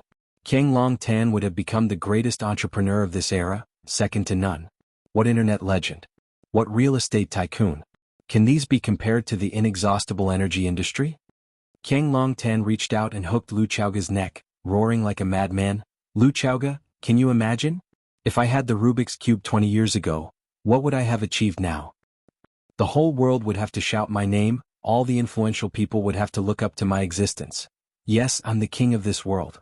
The one and only king. Lu Chaoga, everything was ruined by your father. Tell me, don't they deserve to die? Chapter 463. Every bad guy had a unique talent. Some were ruthless, some were thick-skinned, and some were ruthless. Every one of them had something special about them. Qiang Longtan was a master. He was not only ruthless but also thick-skinned and ruthless. He hired assassins and let his friends and business partners die tragically in a foreign land. Years later he accused them of keeping secrets from him, and said that they deserved to die. Such a person could be called the worst kind of bad guy, right? Lu Chaoga was choked by Qiang Longtan. She couldn't refute his accusation. She also wouldn't refute because in her eyes Qiang Longtan was a patient, a madman. Killing his own friend because of benefits, and then accusing his friend of being disloyal to him after his friend's death. Only he could do such a thing, right? Lu Mingtu, that bastard, he wasted my precious time. He held me back for 20 years, he held me back for 20 years. Lu Mingtu looked at Lu Chaoga with a ferocious expression and asked fiercely, tell me, do you think he should die? So what if it's for military use? So what if it's for civilian use? Because he, a nerd, doesn't like war, he won't allow his research results to be used for military use? Stupid. Extremely stupid, didn't he know? Only military use can maximize the benefits. If I didn't see such a good opportunity, I would regret it for the rest of my life. So I killed him, I had to kill him. If I didn't kill him, the Rubik's Cube would never be created, because he was the biggest obstacle in the research room, a traitor to our group. Still want to split? Want to split Longtu in two? That nerd, isn't he too naive?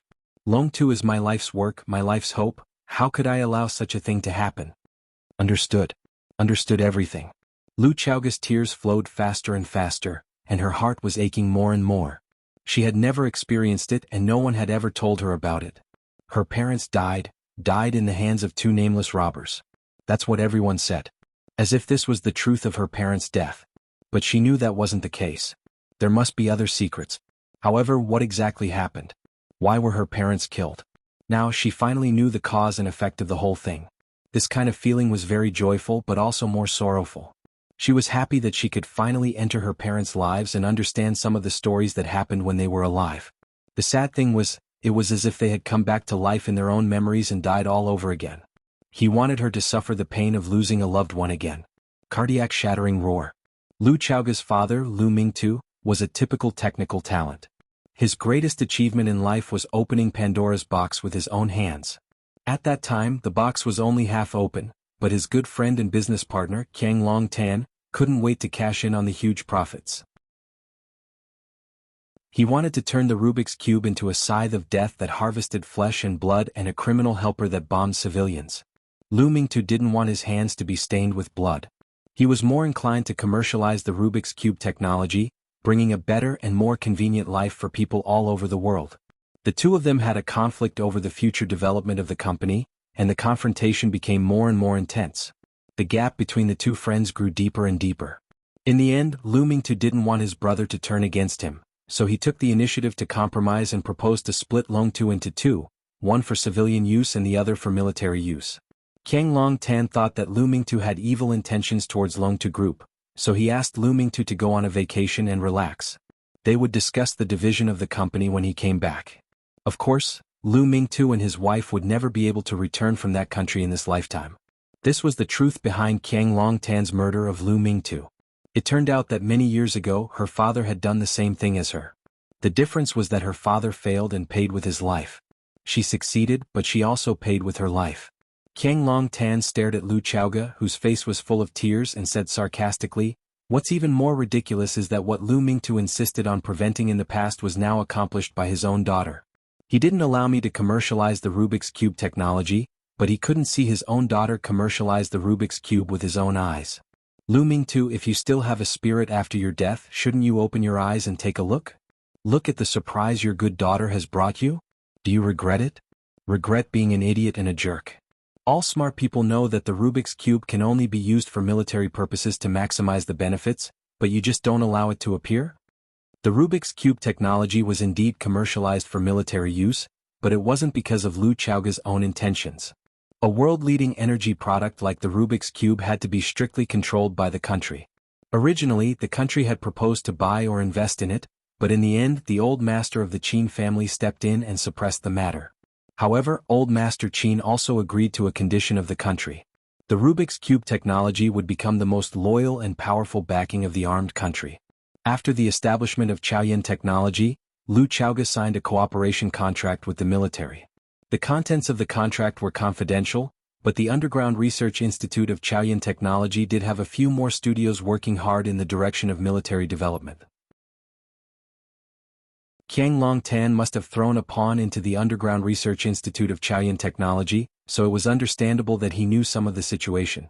Old Jiang, a middle-aged man walked in and saw Qiang Longtan holding Lu Chaoge's neck with all his might. He quickly ran over and pulled him away. "Old Jiang, don't be impulsive. We haven't gotten what we want yet. What if you strangle her to death? Wouldn't you have worked hard for nothing?" Under the man's dissuasion, Qiang Longtan finally let go of Lu Chaoge's neck. Phew, Lu Chaoge's face was purple and red and she gasped for breath. Just now, her consciousness had become blurred, but tears kept coming out of her eyes, as if she was very sad. Qiang Longtan's hand loosened, and the expression on his face changed. He returned to his usual appearance of a kind elder, took out a handkerchief from his suit pocket, and handed it over. He said, "I'm sorry I was too impulsive. Wipe your tears, the past is the past. We still have to look forward." Lu Chaoge didn't take the handkerchief from Qiang Longtan. She thought it was dirty. She wiped the corners of her eyes with her sleeve, and the tears naturally stopped. She didn't like to cry. She felt that crying represented vulnerability, compromise, and all the emotions she didn't want to show to others. Qiang Longtan looked at Lu Chaoge and said with a smile, "I don't want to kill people either. I can't kill anymore. I killed your parents, killed your aunt. If I kill you too, wouldn't that be the extermination of your family? I don't believe in ghosts or gods, and I don't believe that bad people will go to hell after they die, but people should try their best to do good deeds. So, Chaoge, you're a smart girl. Don't make things difficult for me, okay?" Lu Chaoge smiled. She was really amused by Qiang Longtan's words. How could a cruel, bloody, and demonic scumbag say that people should try their best to do good deeds in life? Where was the virtue he had accumulated, and where was the goodness he had done? Qiang Longtan smiled as well. He looked at Lu Chaoge and said, "Don't you find your Uncle Jiang funny?" "I know what you want," said Lu Chaoge. "But I can't give it to you. I won't give it to you." Knowing the truth, Lu Chaoge wanted nothing more than to eat his flesh and drink his blood. Of course she wouldn't give him the Rubik's Cube. That's too irrational. Qiang Longtan shook his head and sighed. The middle-aged man who was standing next to them walked over and looked at Lu Chaoge. "Miss, you can't be emotional. Isn't it too much of a pity to end your youth like this?" Lu Chaoge looked at the middle-aged man and found him familiar. "Jiang Fengxing." The middle-aged man smiled. "You haven't seen me before. But you should know my daughter, Jiang Shangxin." Lu Chaoge nodded and said, "I understand. I understand everything." Qiang Longtan and Jiang Fengxing from the Jiang family appeared at the scene of her kidnapping. What else couldn't she understand? She knew that the Jiang family and the Jiang family were in cahoots, and now it seemed that the relationship between the two families was indeed unusual. "It's good that you understand. I'm just afraid that you don't understand. Jiang Fengxing didn't try to hide it. You better listen to your Uncle Jiang. He's at his wit's end now, so he'll do anything. Driven to a dead end? Lu Chaoge looked at Qiang Long Tan. Why would he be desperate? The Jiang family was one of the 4 major families in Huaqing. Although his Longtu group had always been under pressure from Chaoyan technology, it still firmly occupied half of the energy industry in Huaqing. He had the support of a powerful family like the Jiang family, and his son Jiang Zhulu was about to marry Jiang Shangxin from the Jiang family. How could such a person be desperate? After you were kidnapped, Fang Yin went to Zhulio's wedding to ask for you. Qiang Long Tan smiled bitterly and said, he stabbed the Jiang father and son again and again, and even got hold of Lu Tong's weakness to force him to betray us. Lu Tong betrayed them? Lu Chaoge was shocked. She had lived in the Jiang family for many years, and she was all too clear about Lu Tong's position in the hearts of the Jiang father and son. Lu Tong was a special person in the Jiang family. If he jumped out and stabbed the Jiang father and son, they could only suffer in silence, because Lu Tong had too many weaknesses that could be used against them. If he forced them too much, Lu Tong could completely betray them in front of everyone, unless they had a way to get rid of him. However, if that person fell into the hands of Fang Yin, he would definitely not give them a chance to do it, right? Because what he was most afraid of now was someone leaving him, just like his father did. Fang Yin was really becoming more and more mature and a trustworthy man. Chapter 464. Today was supposed to be the day of Zhu Lu and Shangxin's wedding, but Fang Yin made a scene at the wedding venue. He insisted that we were the ones who kidnapped you, and Lu Tong came out to add insult to injury. I have to say it was a vicious move. Qiang Long Tan patted his chest and said, a sword pierced through my heart. The wedding was ruined, the guests left, the Jiang family's reputation was ruined, and we became the laughingstock of the world. We were like stray dogs. I know you are interested in what happened after that, so I told you about it to make you happy. I can't help but admit that the man you've chosen is indeed better than Zhu Lu. Zhu Lu's life was too comfortable all these years, and I was there to protect him. He was not mature enough and his methods were not vicious enough. It's okay, he is still a young man and he still has a lot of room to grow. After experiencing this, I'm sure he'll comprehend some things. The Jiang family is finished and so are we. Everyone says that a cornered dog will do something desperate, but what can a person do when they are desperate? I don't know either. I really don't know. Anyway, your father wanted to split up Longtu with me, so I got someone to kill him. Now that your man Fang Yin has taken everything away from us, only the Rubik's Cube can save me, our reputation and our reputation. Let us become a powerful force in Huaqing again, and let those who belittle and laugh at us look up to us again. Chaoge, give me a hand and give me the Rubik's Cube. With the Rubik's Cube, Uncle will be able to regroup and achieve great things. When that time comes, you will be proud of me. I want you to die immediately. Lu Chaoge stared at Qiang Long Tan and said. She had never hated someone so much and she had never wanted someone to die so much. He had done so many evil things and killed his closest family member, but he spoke to her in such a careless tone, asking for something that didn't belong to him in the first place. He didn't care about his past at all. He had only killed one person and he could kill again. He had only done some shameful things and he could do it again. But what could he do? He was more venomous than a poisonous snake and more vicious than a ferocious tiger. It was uglier than the ugliest creature in the world. Listening to Lu Chaoge's hatred and curses, Qiang Long Tan laughed out loud. Qiang Long Tan turned around, looked at Jiang Fengxing and said, Fengxing, these young people are braver than us. The older we get, the less courage we have. The more you live, the more regressive you become. That's because we care about too many things. Jiang Fengxing took out a cigarette from his pocket and put it in his mouth. If you care about too many things, you won't be willing to die. Since we don't dare to die, then let others die, Qiang Long Tan said with a smile. Why don't I get my little friend to bring them here? It's all up to you. Jiang Fengxing smiled and nodded. He clapped his hands, and the Lord God walked over with a woman upside down. He held the woman's arm in one hand and her ankle in the other. She did not look gentle at all. Bam! The Lord God threw the woman on the floor, then walked in front of Lu Chaoge, looked at her with a silly smile and kindly reminded her, give them the Rubik's Cube. Otherwise they'll really kill you. I'm also a woman, so I can understand the difficulties of being a woman very well. Woman? Lu Chaoge looked at the Lord God with a confused look. He had a rough face, a thick beard, and a sturdy body that looked mighty and domineering. When he moved, he looked like a small mountain. The Lord God is a woman? Lu Chaoga finally understood why the Lord God said that he didn't like women several times when he was chatting with her. She finally understood why a kidnapper would spout so much nonsense out of the blue. Women. The Lord God patted Lu Chaoga's face and said, "Take care of yourself." Twisting his chubby butt, he elegantly walked to Jiang Fengxing and stood still beside Jiang Fengxing. Jiang Fengxing put his arm around the Lord God's shoulder. The Lord God very gently took out a lighter from his pocket and helped Jiang Fengxing light the cigarette, then said in a sweet voice, "You're allowed to smoke only this one. Otherwise you're not allowed to kiss me." Jiang Fengxing laughed and said, "Fine. I'll listen to you and only smoke this one." As he spoke, he hugged the Lord God tighter in his arms. The Lord God giggled and rubbed his sturdy body against Jiang Fengxing's chest. The two looked at each other in the eyes. Lu Chaoga turned her face away, not daring to look again. These kidnappers didn't look like kidnappers at all. After such a fall, the woman on the ground slowly woke up. And Jing, the assistant who was kidnapped with Lu Chaoga.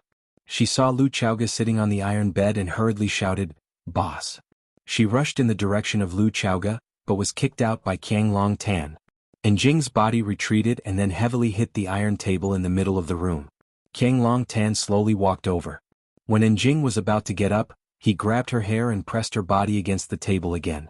Qiang Long Tan's body was on top of Enjing's body. He looked at Enjing's pretty face at close range and asked with a smile, "Are you afraid? Let me go." Enjing struggled desperately. But how could her strength be greater than Qiang Long Tan's?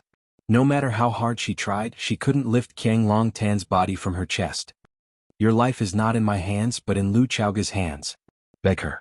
As long as you are willing to beg her, she will plead for you. I will let you go. You won't die." Qiang Long Tan tightened his grip on Enjing's hair as he roared, "Beg her, quickly beg her. Don't even think about it." Enjing's hair was pulled off, but she still gritted her teeth and persisted. "Very good. You're as stubborn as your boss," Qiang Long Tan said with a smile. He took out a knife with his right hand and cut off the hair in his hand. Swish, swish, swish. His right hand brandished the knife randomly, and Enjing's long hair quickly turned into a hedgehog's head. It was like cutting chives with a kitchen knife. It was messy and messy. Enjing screamed in shock, but she couldn't escape Qiang Long Tan's grasp. Lu Chaoga was just about to jump off the bed to help Enjing, but before she could do so, bang! A dagger was stabbed into the bedding between her legs. It was less than a centimeter away, and the dagger could have pierced into her calf bone. The chief god glanced at Lu Chaoga and said in her sweet voice, "Don't move. Don't move. I can't guarantee that I'll stab so accurately every time." Lu Chaoga panted heavily as she sat motionlessly on the spot. Qiang Long Tan pressed down on Enjing's head and raised the dagger to stab down. He said, "There's an art in the western regions called scalp painting. I've admired it for a long time but I've never had the chance to see it. An old friend told me that he saw with his own eyes a foreign monk painting a blood-bathed peony on his scalp. Today I'll paint a painting on your scalp. What do you think I should paint?" Enjing couldn't answer and her cries became even more tragic. Painting on the scalp? Just the thought of it made one's hair stand on end. "Stop!" Lu Chaoga shouted. The tip of the dagger in Qiang Long Tan's hand had already sliced through Enjing's scalp. Blood dripped down the dagger, making for a shocking sight. The dagger in his hand stopped as he looked at Lu Chaoga and asked, "I knew you were a good child. You're cruel to yourself but very kind to others. What? Did you agree to give me the Rubik's Cube? Didn't you want to try painting on your scalp?" Lu Chaoga looked at Qiang Long Tan and said, "Paint on my head. It's more convenient if I don't move." Qiang Long Tan hated the words "unafraid of death." However, he had to admit that such people really existed. For example, Lu Chaoga in front of him. Qiang Long Tan rejected Lu Chaoga's request and said with a smile, "Chaoga, I'm not joking with you. I'll really kill her." "I know you're not joking," Lu Chaoga said, "you'll definitely kill us. Whether I say it or not, you won't let us go back alive. The moment you appeared in front of me with your true faces, I knew we wouldn't be able to live." Lu Chaoga was a smart person. Smart people tend to have more worries than ordinary people. For example, the moment she saw Qiang Long Tan, she knew that she wouldn't be able to leave this place alive. Qiang Long Tan was a hypocrite, and a hypocrite cherished his reputation the most. The fact that he appeared in front of Lu Chaoga without any disguise meant that he already had the intention to kill her. Qiang Long Tan smiled bitterly and said, "You really know me well." "That's right, this is indeed my style of doing things. We didn't wear masks because we didn't feel the need to hide anymore. Before you leave, there are a lot of things I need to clarify with you. You're a good girl and I don't want you to leave with grief and regret. I know you're not afraid of death and I know your followers are very brave, but, Chowga, there are many kinds of death. There's also another kind, which is living a life worse than death. What kind of pain was living a life that was more difficult than death? The knife in Jiang Longtan's hand was slicing at Njing's scalp, preparing to complete the work in his heart. He said, "Look, painting on a scalp. This feeling is worse than death. The painting is done and the person is still alive. The blood is the most natural paint. Lu Chowga, have you ever seen a painting like this?" "Bastard," Lu Chowga cursed through gritted teeth. When a person was this shameless, there was nothing anyone could do about it. Before, Qiang Longtan had to pretend to be a good person and maintain his great image, so he had to suppress the evil in his heart. Now he could finally display his talent for evil without any scruples. Chapter 465. When Qiang Longtan was focused on completing his masterpiece, Feng Xing also patted the Lord God's bearded face and said, "Old Jiang is busy, we can't be idle. Go, bring those two guys over. Since Miss Lu likes acting so much, let's also add some fun to her." The Lord God laughed and said, "That will be lively." He turned around and quickly returned with two men in black who were tied up tightly. He threw the two men in black on the ground, letting them struggle and twist. The rope was made of high-tech fiber. The more intense the resistance, the tighter the binding. These were Lu Chowga's driver Zheng Xiang and bodyguard Bookworm, both of whom were also kidnapped with Lu Chowga. The driver Zheng Xiang was still trying, and Bookworm stopped moving after a little testing. Before having the confidence to break out in one fell swoop, try not to do anything suspicious. If the opponent is angered, it is likely to bring danger to your own life. The Lord God stepped on the driver Zheng Xiang's back with one foot and asked with a smile, "What? Are you afraid of death? Do you want to live?" The driver did not respond and struggled even more fiercely. The Lord God looked at Lu Chowga and said with a smile, "You see, he wants to live, but in the end he will die because of you." The Lord God patted Zheng Xiang's head that was desperately trying to raise and sighed, "Who told you to be a nobody? The fate of a nobody is just a way to be cannon fodder. It has been like this since ancient times." The Lord God's knees bent slightly and the sharp blade in his hand stabbed down. Screech, the sound of the sharp blade cutting through flesh was heard. The dagger with 21 barbs stabbed into the driver Zheng Xiang's back. Zheng Xiang's raised head paused in midair for 2 seconds and then fell down heavily. His body twitched violently on the floor, and his mouth vomited large mouthfuls of bright red blood. Screech. The Lord God pulled out the dagger from Zheng Xiang's body without hesitation. The barb brought out pieces of meat and a pool of blood. The Lord stretched out his finger and gently scraped a drop of blood on the blade.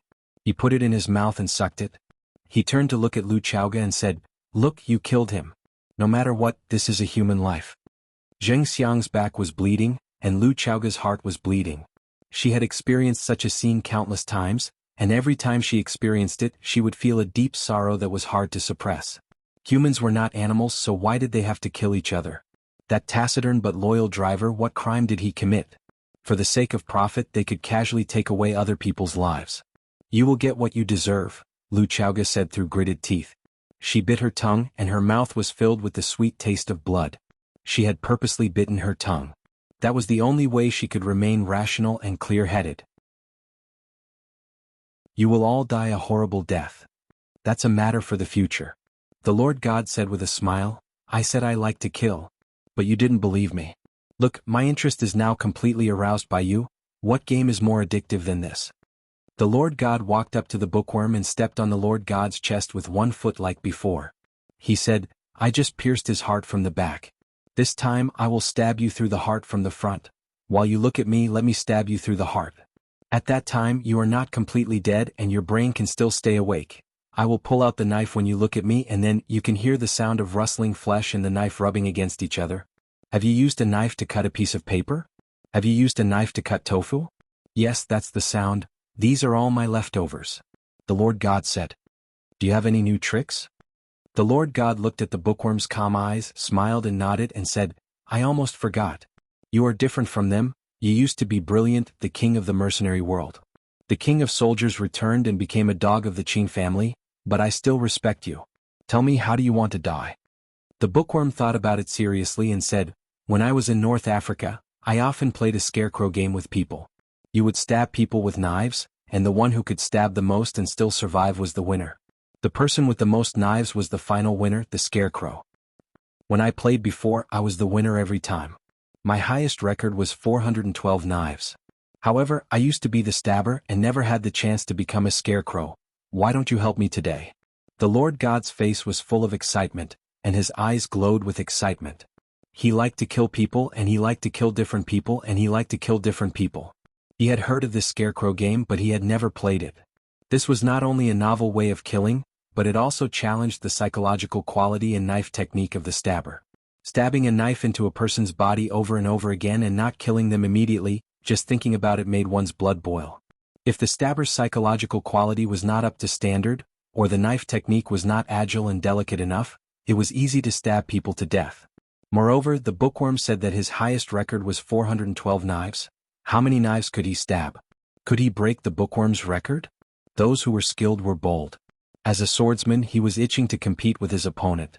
The Lord God was hesitating whether to agree to the bookworm's request for death, but Feng Xing stopped him from behind and said, "Don't be bewitched by him. He just wants to buy some time for Lu Chaoge with his own death." Stabbing a person hundreds of knives and not killing them immediately is a contradiction in itself. I'm afraid it will take a lot of time, right? By time? The Lord God sneered and said, "What can they do? Even if they are given more time, what can they do? Do they still think that someone will come to save them?" The Lord God looked at Lu Xiaoge with a face full of sarcasm and said, "Miss Lu, I advise you to give up such unrealistic ideas, because it will only bring you despair. You must not know where we are now. We are on the sea, above a sea that no one knows. Even if your little lover turns watching upside down, he can't find your whereabouts, nor can he find this place. Even we don't know where this is, how could he know?" On the sea? They were kidnapped on the sea. Lu Chaoge was completely desperate. The sky was blue, the sea was vast. How vast was the sea? It was so big that people lost their direction. What was worse, if they were on land, people would leave clues as long as they ate, drank, and defecated. If Fang Yen was smart and attentive, he might have a way to find out where they were hiding. However, if they were on the sea, it would really be a classic line in a TV series. You can scream, it's useless even if you break your throat. There is no chance of survival. After understanding this problem, Lu Chaoge was even less likely to hand over the Rubik's Cube. They were all going to die anyway, it was just a matter of dying sooner or later. Driver Jing Xiang was going to die, Bookworm was going to die. And Jing was also going to die. It would be her turn in the end. They were making her suffer mental torture now, and after they killed all the people around her, they would make her suffer mental and physical torture. Without getting the Rubik's Cube, they would not give up. Jing Xiang was bleeding and Jing was screaming. Bookworm's eyes were blood red as he stared at the Lord God and roared, "What? You don't dare? 412 stabs. Are you afraid that you can't surpass me? Are you afraid that you can't break my record? Come on, I'll keep track of every stab you make. I will grit my teeth and hold on until you stab 413. The Lord God was getting more and more tempted. He turned to look at Jiang Fengxing and said, "Since Fang Yen can't find us, it proves that we have enough time. Don't you want to see my knife skills? I promise I won't let you down. If you have time, just let me be willful for once, okay?" Jiang Fengxing smiled at Qiang Long Tan. Qiang Long Tan said, "Let's get down to business. We can't give our opponent any chances." Qiang Long Tan was such a cautious man. Even if he had 100% control over the situation, he still didn't want to make the slightest mistake. It was shameful to fail in such a simple task. "What a shame," the Lord God licked his lips and looked at Bookworm. "Seems like I can't let you have your way, coward." Bookworm spat in disdain. "Sissy," the Lord God's eyes became even redder as he spoke. "I definitely don't care if you call me a sissy because I really want to be a woman. Isn't it great to be a woman? How can a man be tired?" He slightly bent his knees, raised the dagger with both hands and looked at Bookworm. "However, I've decided to give you a new way to die. I'll make you watch as I cut open your chest and pull out your first organ for you to see. You've never seen this before, have you?" After saying that, the Lord God raised the dagger and stabbed it down towards Bookworm's chest. A very faint sound of something breaking through the air could be heard. The dagger in the Lord God's hand changed from a stab to a slash, cutting the object flying towards him in half. Pow! The two halves of the object fell at the same time. It turned out to be a small red snake that had been cut in half. Red snake blood flowed and spread on the ground. The small and ugly snake head was still hissing and chirping. The door to the room was pushed open from the outside as a short, skinny man walked in with an expressionless face. Behind him stood a young man in a black robe. The man glanced at the tragic scene in the room, his expression became cold as he spoke, "All of you must die." Chapter 466. The red heart snake's tail was still wriggling, slapping the cabin board. Other than that there was no other sound. Fang Yan's sudden appearance made the bustling room suddenly quiet down, so quiet that a pin drop could be heard. Why did Fang Yan come? Fang Yan really came? And Jing's head was dripping with blood, but she stopped screaming. Bookworm's eyes turned cold, and he began to look for an opportunity to escape. Lu Chaoga's expression was ecstatic. This joy was undisguised, and her heart was filled with happiness. She had prepared herself for the worst, when she had already believed that she would die, but Fang Yan came from the sky. What kind of man could be called a flirty man? Only a man who could make people feel warm and excited could be called a flirty man. What kind of man could be called a Prince Charming? Only a man who came from the sky like a god, an omnipotent man could be called a Prince Charming. In Lu Chaoga's mind, Fang Yan was the representative of flirty man and Prince Charming. He represented two terms at once. However, in the eyes of Qiang Long Tan and Jiang Fengxing, Fang Yan's appearance was an accident, a disaster. Qiang Long Tan's face was full of disbelief. He stared at Fang Yan and asked, "Impossible. How did you get here? How did you find this place?" For this kidnapping, he and Jiang Fengxing had put in a lot of effort. They deliberated and arranged it carefully, sending the Mercedes-Benz into the truck, sending the truck into the container, and then sending the container to the freighter. Now the freighter was sailing on the distant sea heading towards the Pacific Ocean. They tried to leave no traces. They thought that Fang Yan would not be able to find Lu Chaoga's whereabouts no matter how hard he tried. But what were the two lumps standing at the door? Surprised? Fang Yan stared coldly at Qiang Long Tan as if looking at a dead man. "Why do I not feel surprised to see you?" "I don't feel surprised at all, but you are too disgusting." "You knew it was me?" Qiang Long Tan's mind spun rapidly. The moment Fang Yan appeared, he had already thought of the cause and effect of the matter and various possibilities. Is there even a need to guess? Although you have repeatedly said in the media that you are willing to deepen the cooperation with Chao Yan, but everyone knows that you are greedy for the Rubik's Cube. Chao Yan and Lu Chaoga have been in constant trouble for the past few years, and the number of engineers who died in Chao Yan's underground research facility is uncountable. If it weren't for the support of the Qin family, the research facility would have fallen into a difficult situation where there were no engineers available. I don't want to believe that the Jiang family played a part in this. Qiang Long Tan stopped what he was doing. He was still not good at being an artist.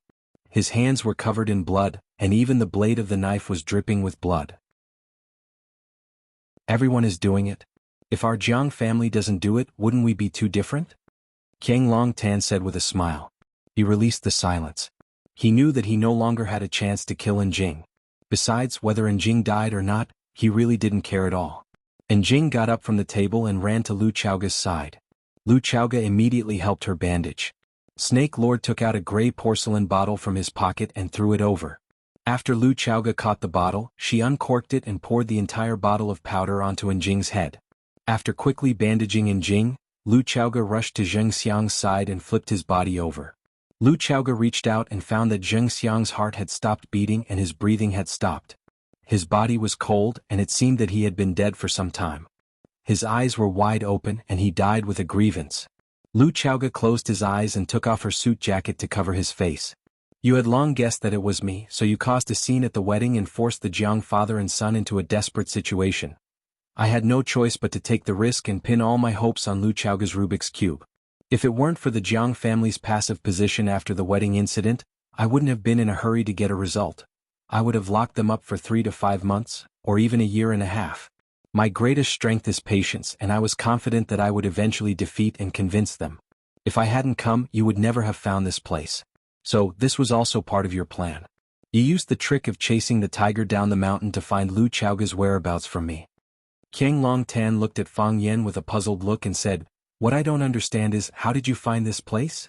This was an uninhabited sea.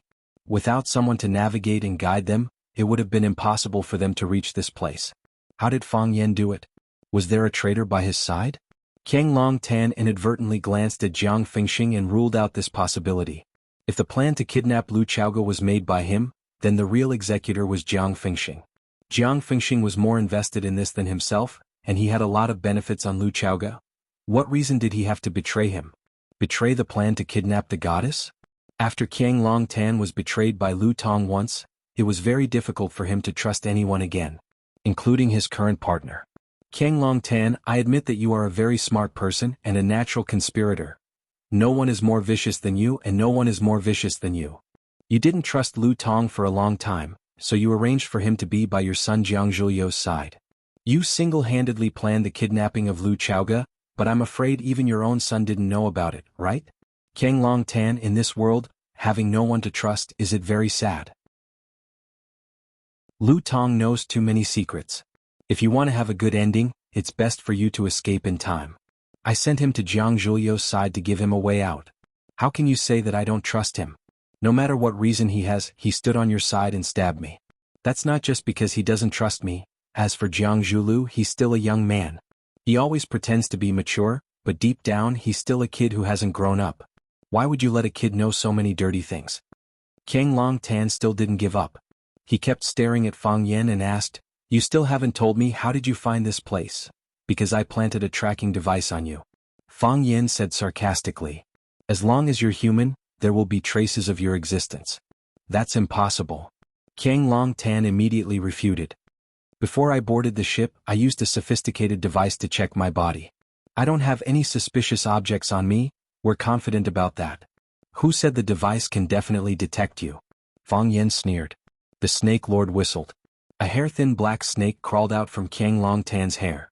It coiled up in the middle of his hair, blending in with his hair. It was hard to distinguish with the naked eye. If it didn't pop out to look around, you'd only see it as a slightly thicker strand of hair. Fang Yan was worried about Lu Chaoge's kidnapping. On one hand, he sent people to ask around for Lu Chaoge's whereabouts. On the other hand, he and Qin Ning and the others used the elimination method to analyze who was the most likely suspect. Fang Yan used one night to look through all the information on the crises that Chao Yan and Lu Chaoge had encountered in the past 3 years. Finally, he locked onto the Jiang father and son. At this time in Huaqing, there was a huge conflict of interest. Furthermore, there were only a few people who had the ability to kidnap Lu Chaoge without anyone knowing. The Jiang father and son were the biggest suspects. Therefore, Fang Yan caused a ruckus at Jiang Zhuliu's wedding, forcing the Jiang father and son into a dead end. Then he formed an alliance with Lu Tong, giving the Jiang father and son the deepest and most painful stab. When Fang Yan left with Lu Shu and Lan Shanggu, it was the same as taking away all the Jiang family's energy and spirit. His skeleton was also shattered with a single slap. Qiang Longtan was eager for revenge, so he could only seek revenge from Lu Chaoge, who was already held hostage by him. At the wedding venue, when Jiang Longtan jumped down from the stage and wanted Fang Yan to punch and kick him a few times, the two of them were very close to each other, giving Fang Yan an opportunity. He flicked the blind black dragon, who could communicate with the female snake through ventriloquism, into Qiang Longtan's hair. Any tracking device could be detected by more advanced detection devices. However, if he used the blind black dragon, this possibility would not exist. The blind black dragon was a fleshly animal. It didn't have any metal or chips. Moreover, the blind black dragon communicated with the female snake through ventriloquism. As long as its abdomen wriggled, it would produce a special wave. When the female snake received the wave signal, it would follow. After Fang Yan placed the blind black dragon on Qiang Longtan, he ordered Snake Lord to monitor him closely. Sure enough, Qiang Longtan didn't make them wait for too long. When the whole world thought he would close his door to heal, he slipped out of the house in the middle of the night in disguise. When he arrived at the port and was about to board the ship, Fang Yan had a rough idea of where Lu Chaoge was going. However, the sea was vast. It was easier said than done to find a person or a ship on the surface of the sea. If they were too close, they would be easily discovered. If they were too far away, they would easily lose track of them. Qiang Longtan was too cunning. They had to spend a lot of effort to follow behind him without him noticing. However, it would still take a lot of time to find the cargo ship. Fang Yan and the Snake Lord took the boat and circled the sea for a long time before they finally confirmed their target. Qiang Longtan couldn't see the black snake above his head, but he noticed something strange from the frightened eyes of others. He held the dagger and swung it above his head. The blind black dragon didn't have eyes, but it was the most agile snake species. When it sensed danger, it immediately took the initiative to attack its prey. "Ah!" Qiang Longtan screamed. The back of his hand was bitten by the blind black dragon.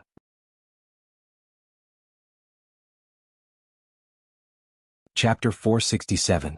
The blind black dragon was a tracking snake. His body was like hair and it had little venom. Its toxicity was slightly stronger than that of ordinary snakes, but it was far less deadly than the other snakes raised by the Snake Lord.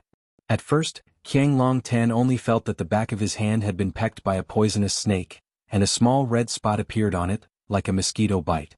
Soon, the spot began to slowly expand into a purple-red bruise. With this bruise as the center, the surrounding skin and flesh quickly changed color. In the end, the whole palm turned pitch black as if it had been dyed by ink.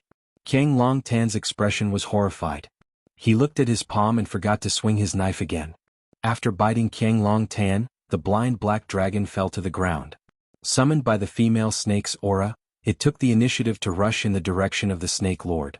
The black snake crawled silently along the Snake Lord's shoes, and soon disappeared on the Snake Lord's body. They hadn't seen each other for a long time. Maybe he was already reunited with the female snake. A tuft of black hair scattered on the ground. It was Qiang Long Tan who had felt the danger above his head and swung his knife down. The Snake Lord looked at Qiang Long Tan coldly and said, "Don't move. Don't move. The more you move, the faster the poison will spread in your body. When this black spot spreads to your whole body, your organs will fail and your body functions will degenerate, you will rot and die." The blind black dragon was a tracking snake, and it didn't have strong attack power or strong venom. It tried its best to bite out and spray all the venom in its body, but it could only infect an adult's arm. As for the organ failure and body functions degeneration that the Snake Lord said, it was impossible for the body to rot and die. The smarter a person was, the more suspicious they were, and the smarter they were, the more afraid they were of death. After listening to the Snake Lord's words, Qiang Long Tan didn't dare to move again.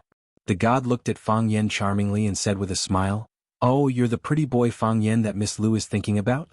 Not bad. At first I thought that the gigolo was just a little good-looking. He had no ability and no sense of responsibility. He only knew how to rely on his natural good looks to play with the feelings of us girls." Fang Yen silently looked at the Lord God's bearded face, as well as the delicate voice and movements when he spoke, and sneered in his heart. "Play with your feelings? In your dreams? I didn't expect you to actually find me, and I didn't expect you to really dare to come. Fang Yen, you're really a man. Such a man was indeed worthy of girls' liking. Miss Lu was willing to die for you, and you were willing to die for her. What a pair of ill-fated mandarin ducks." The fingers of the Lord God rotated gently, and the strangely shaped barbed dagger in his wrist spun one beautiful knife flower after another. Step by step he walked toward Fang Yen and said, "I like to have a lover. Therefore I will be very gentle to you." As the Lord God spoke, his body suddenly pounced towards Fang Yen. His feet stamped on the ground and his burly body jumped high. The dagger in his hand was raised high, and the sharp dagger blade pierced the top of Fang Yan's head. He wanted to insert the dagger in his hand into the top of Fang Yan's head and harvest Fang Yan's life in the most direct and cruel way. When the Lord God stood still, he was like a hill. When he ran and sprinted to attack, his body became as flexible as a rabbit. Moreover, that flexible waist gave people a somewhat enchanting feeling.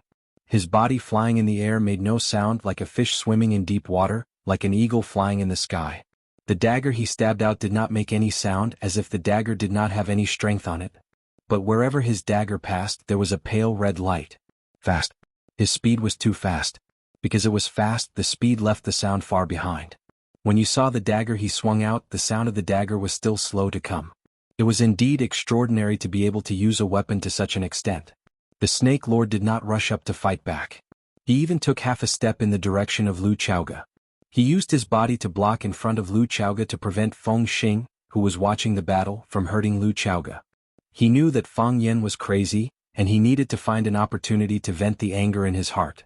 Fang Yen also stood still as if he was at a loss in the face of the Lord God's attack. Hiss! It was not until the dagger was about to be inserted into the top of Fang Yan's head like a green rainbow that the sound it caused was heard. However, the sound was not the sound of the dagger, but the sound of the air being ignited by the heat wave emitted by the dagger itself. Fang Yen waved his hand. It seemed that it was true. He just raised his right hand towards the air. Then the Lord God retreated. Fang Yen was surprised, and the Lord God was even more surprised. "How did you do it?" the Lord God asked in surprise. "Just now, what happened?" Fang Yen was surprised that he had just used a move of Dragon Catcher to grab the main vein of the Lord God's wrist, but he had touched nothing. This was not a simple Dragon Catcher, but a Dragon Catcher when the heart of Tai Chi was spinning wildly and the Tai Chi domain had been fully developed. This move should be called Tai Chi Dragon Catcher. The Lord God was surprised that there was someone faster than him. Although the Lord God was burly, he was good at physical flexibility and agility.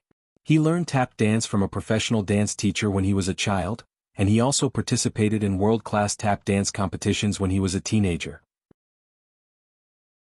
It was not until he was discovered by the mutants that he gave up dancing and became the current Lord God. The reason why the Lord God was nicknamed the Lord God was because his attacks were always successful. Within his attack range, no one could avoid his dagger. Just like the divine domain, he was the master of the domain. However, in the process of competing in speed in this round, the Lord God lost to Fang Yen. What he thought was a safe attack had failed. If he had not retracted his saber quickly, Fang Yen would have seized the meridians on his wrist, and he would have become a prisoner. The Lord God was proud, and he would not allow such a failure to happen to him. His fingers kept flicking, and the sharp dagger in his hand seemed to have a life of its own, making dazzling and wonderful knife moves one after another. The Lord God's big beard face stretched out, and he grinned and looked at Fang Yen and said, "Interesting. It's really interesting. No one could keep up with my pace before. I didn't expect to meet an opponent today. It's a pity. I've heard of your name for a long time. 3 years ago you fought the Japanese sword god Chiba Hashirama at the top of One Sword Peak. I thought you were just undeserved and had been elevated by others. It's really a surprise to try it today. I want to apologize to you. You're not a pretty boy. At least you're not a good-for-nothing pretty boy." The Lord God licked his lips and made a greedy and bloodthirsty gesture. He bowed slightly and the dagger in his hand stopped spinning. He held the dagger upside down in his right hand, stared at Fang Yen with sharp eyes and said, "Tai Chi? Is that the legendary heart of Tai Chi? Although I didn't know what happened just now, then try to take another move from me." The Lord God's body began to spin, spinning counterclockwise like a top that could summon a hurricane. The strong airflow filled this narrow space, Qiang Long Tan's hair was flying in the wind, and even the iron chair was rolled up by him. The Lord God's body turned and spun up. At the same time, he had turned into a vague shadow. Phew. The speed of the Lord God's rotation did not slow down, and he and his knife turned into a tangible but intangible shadow, bursting out with bright cold electricity. Around Fang Yen he had turned 7 or 8 times in an instant. There were dozens of cold electricity in each circle, stabbing at Fang Yan's body from any possible or impossible angle. Wind Shadow Knife Technique? Fang Yen was secretly surprised that the Lord God's Wind Shadow Knife Technique had reached a high level. The naked eye could only catch the shadow of the wind, but could not see the real trace. Each knife seemed to be scattered, but nearly 100 knives were connected to form an impenetrable knife net. A knife was connected to a knife, and a ring was connected to a ring. It made people's bodies tense and their hearts depressed. Killing array. This was the power formed after the great success of the knife technique, killing with array. As long as you entered the array, there was no place to hide. However, he smiled coldly and said, "You actually dare to show off in front of me with your weak wind shadow saber technique? Who gave you such confidence?" The Lord God's voice came out of the tornado and said, "When I kill you, you will know where my confidence comes from." Fang Yan's words completely angered the Lord God. He spun faster and the frequency of his knife was higher. Every knife stabbed at Fang Yan's vital points. Fang Yan's eyes were tightly shut, and he stood there without moving. He was waiting for the Lord God to show his true body. Because Fang Yan knew very well that the Lord God's continuous attacks were all illusory moves. The real killing move had not appeared yet. The Lord God was looking for the best gap, and Fang Yan was also looking for an opportunity to break the enemy. Fang Yan seemed to be impatient and reached out to grab the black shadow. Chirp. The wind stopped and the Lord God's body finally appeared. He finally waited for the opportunity and stabbed at Fang Yan's chest. One-hit kill. Whoosh. Fang Yan lightly stretched out his hand. As if waiting for 1,000 years, his hand just happened to block the Lord God's attack route. He reached out and grabbed the Lord God's arm in the palm of his hand. "You all deserve to die," Fang Yan said coldly. He really hated these scumbags. Gotcha. Fang Yan used his strength and directly broke one of the Lord God's arms. Chapter 468. Crack. The first sound was the crushing of gravity. It was as if the shell of a peanut in the palm had been crushed. Fang Yen didn't stop there. He was still exerting force with the hand that was holding the overgod's arm.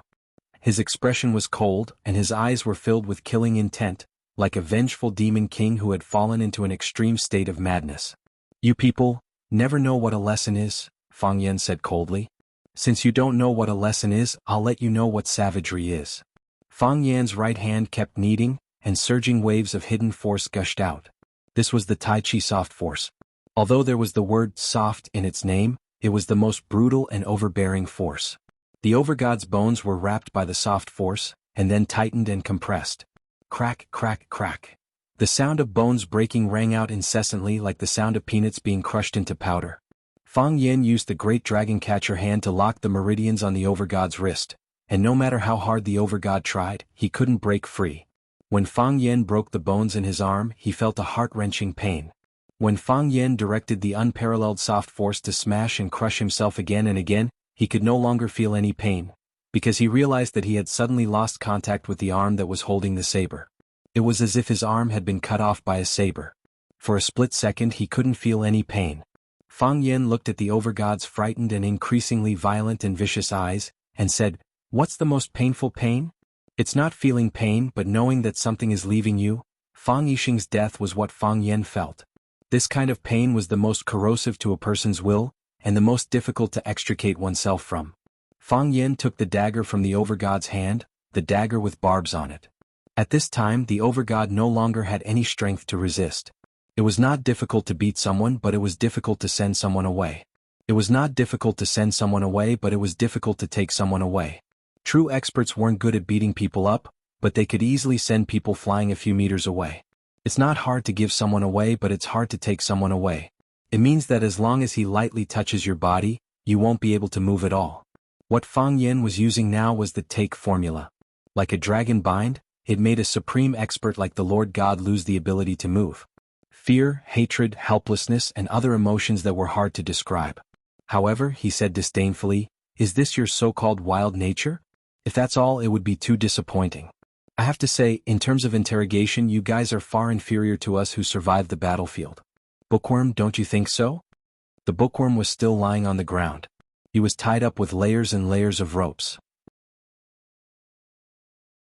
If one did not rely on external help, it would be very difficult to untie this kind of knot known as the 98 knots. The Lord God still maintained his self-awareness. Unfortunately, this did not affect the battle at all. "Is that so?"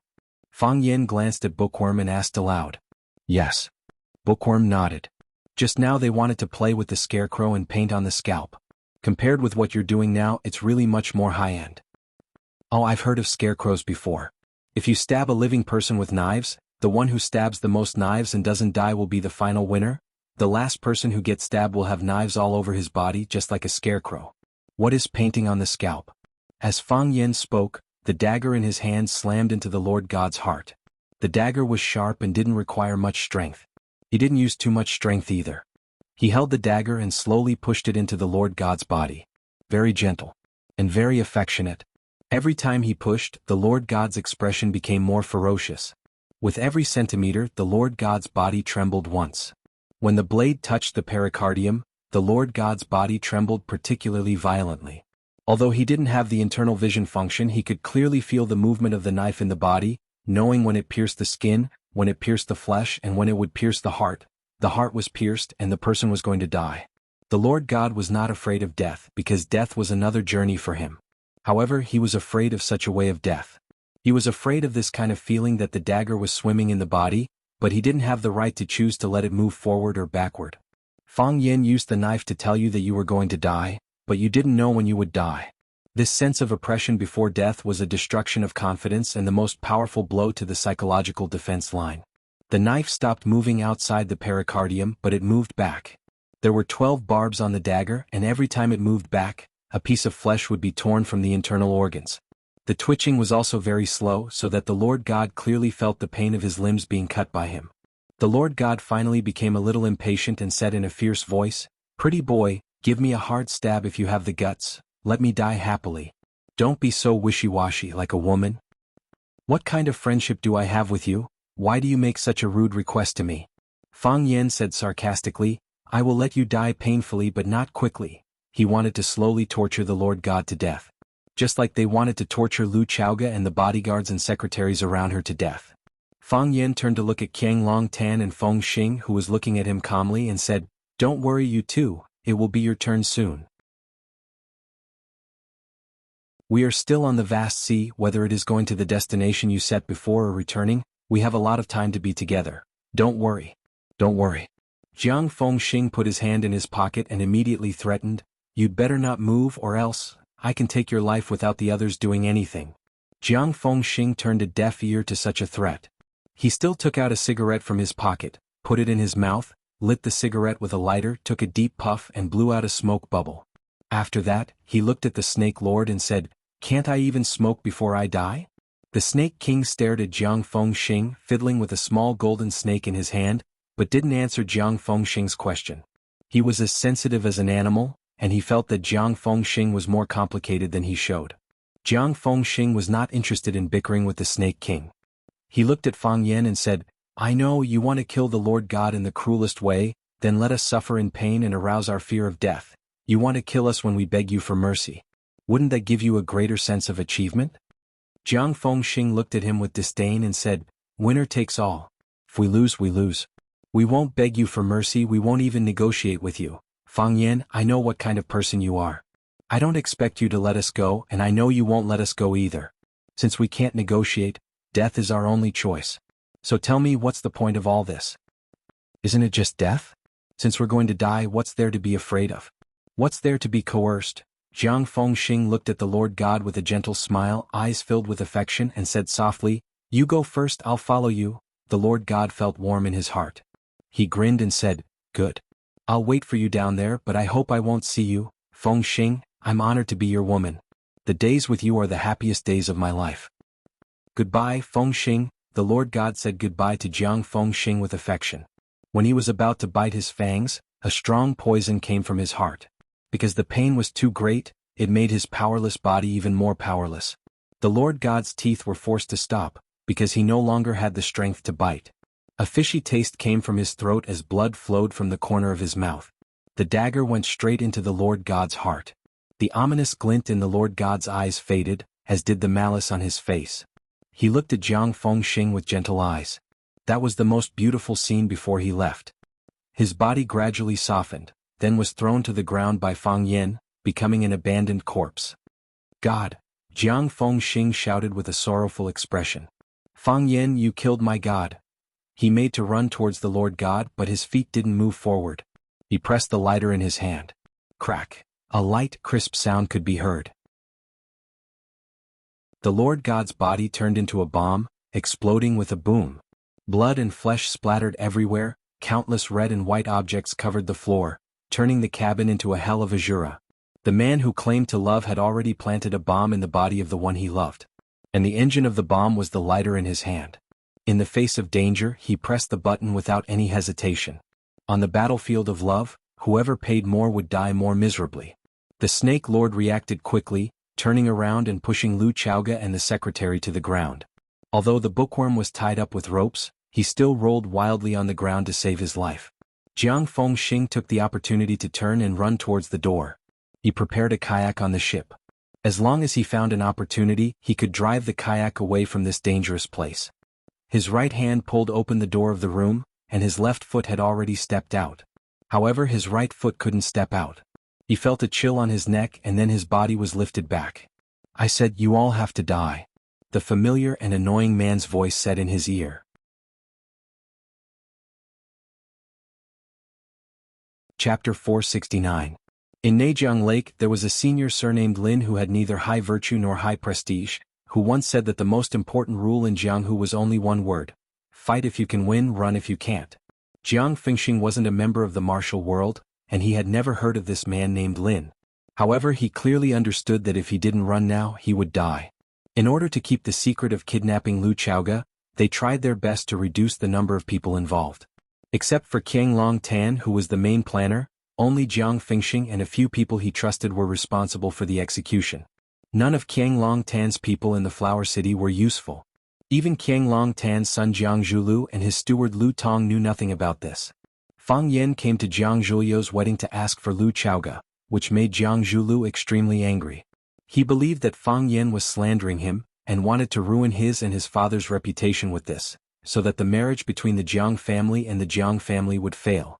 If Jiang Zhulu knew that his father was on this cargo ship, his expression would be quite interesting, wouldn't it? Now, Fang Yan and his snake-playing friend pushed open the door and walked in, which meant that the few guards outside had all been taken care of by them. Their biggest support, the main god, was already dead and Qiang Long Tan was poisoned by the snake. What else could stop Fang Yan from taking his revenge? Let me go. Jiang Fengxing didn't have the strength to struggle, so he could only threaten loudly, Fang Yan, let me go. I'm a member of the Jiang family.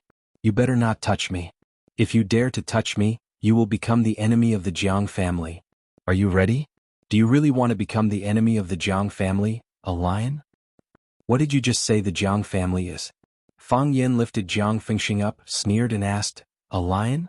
So what if it's a lion? Isn't it still an animal? Fang Yan, you. Jiang Fengxing yelled in anger. The Jiang family was the Jiang family, respected and feared by everyone. Because he was a member of the Jiang family, everyone had to hold him high above their heads when he walked outside. To suddenly meet someone who did not place the Jiang family in his eyes, this feeling was rather unfamiliar. I don't want to be enemies with anyone, but if someone wants to hurt the people around me, I won't hesitate to make the whole world my enemy. It doesn't matter if he's a lion or a wolf, a tiger or a mad dog. This was Fang Yan's current state of mind. It was the greatest realization Fang Yixing had after dying in battle. At that time, Fang Yan was kind, passive, undisciplined, and didn't want to take on any responsibilities. He was a young man who didn't want to be enemies with anyone. However, when his father, Fang Yixing, died in battle, and when he rushed over, he could only carry his father's cold corpse back. The pain of being separated by life and death tore his body apart, causing him to grow up overnight. Fang Yan swore in his heart that he would never let the people around him leave again. I don't want to suffer this kind of unbearable pain anymore. Fang Yan, we can talk. Jiang Fengxing's tone eased a bit. He also understood that threatening Fang Yan with the Jiang family wouldn't bring him any benefits. Instead, it would only infuriate Fang Yan even more.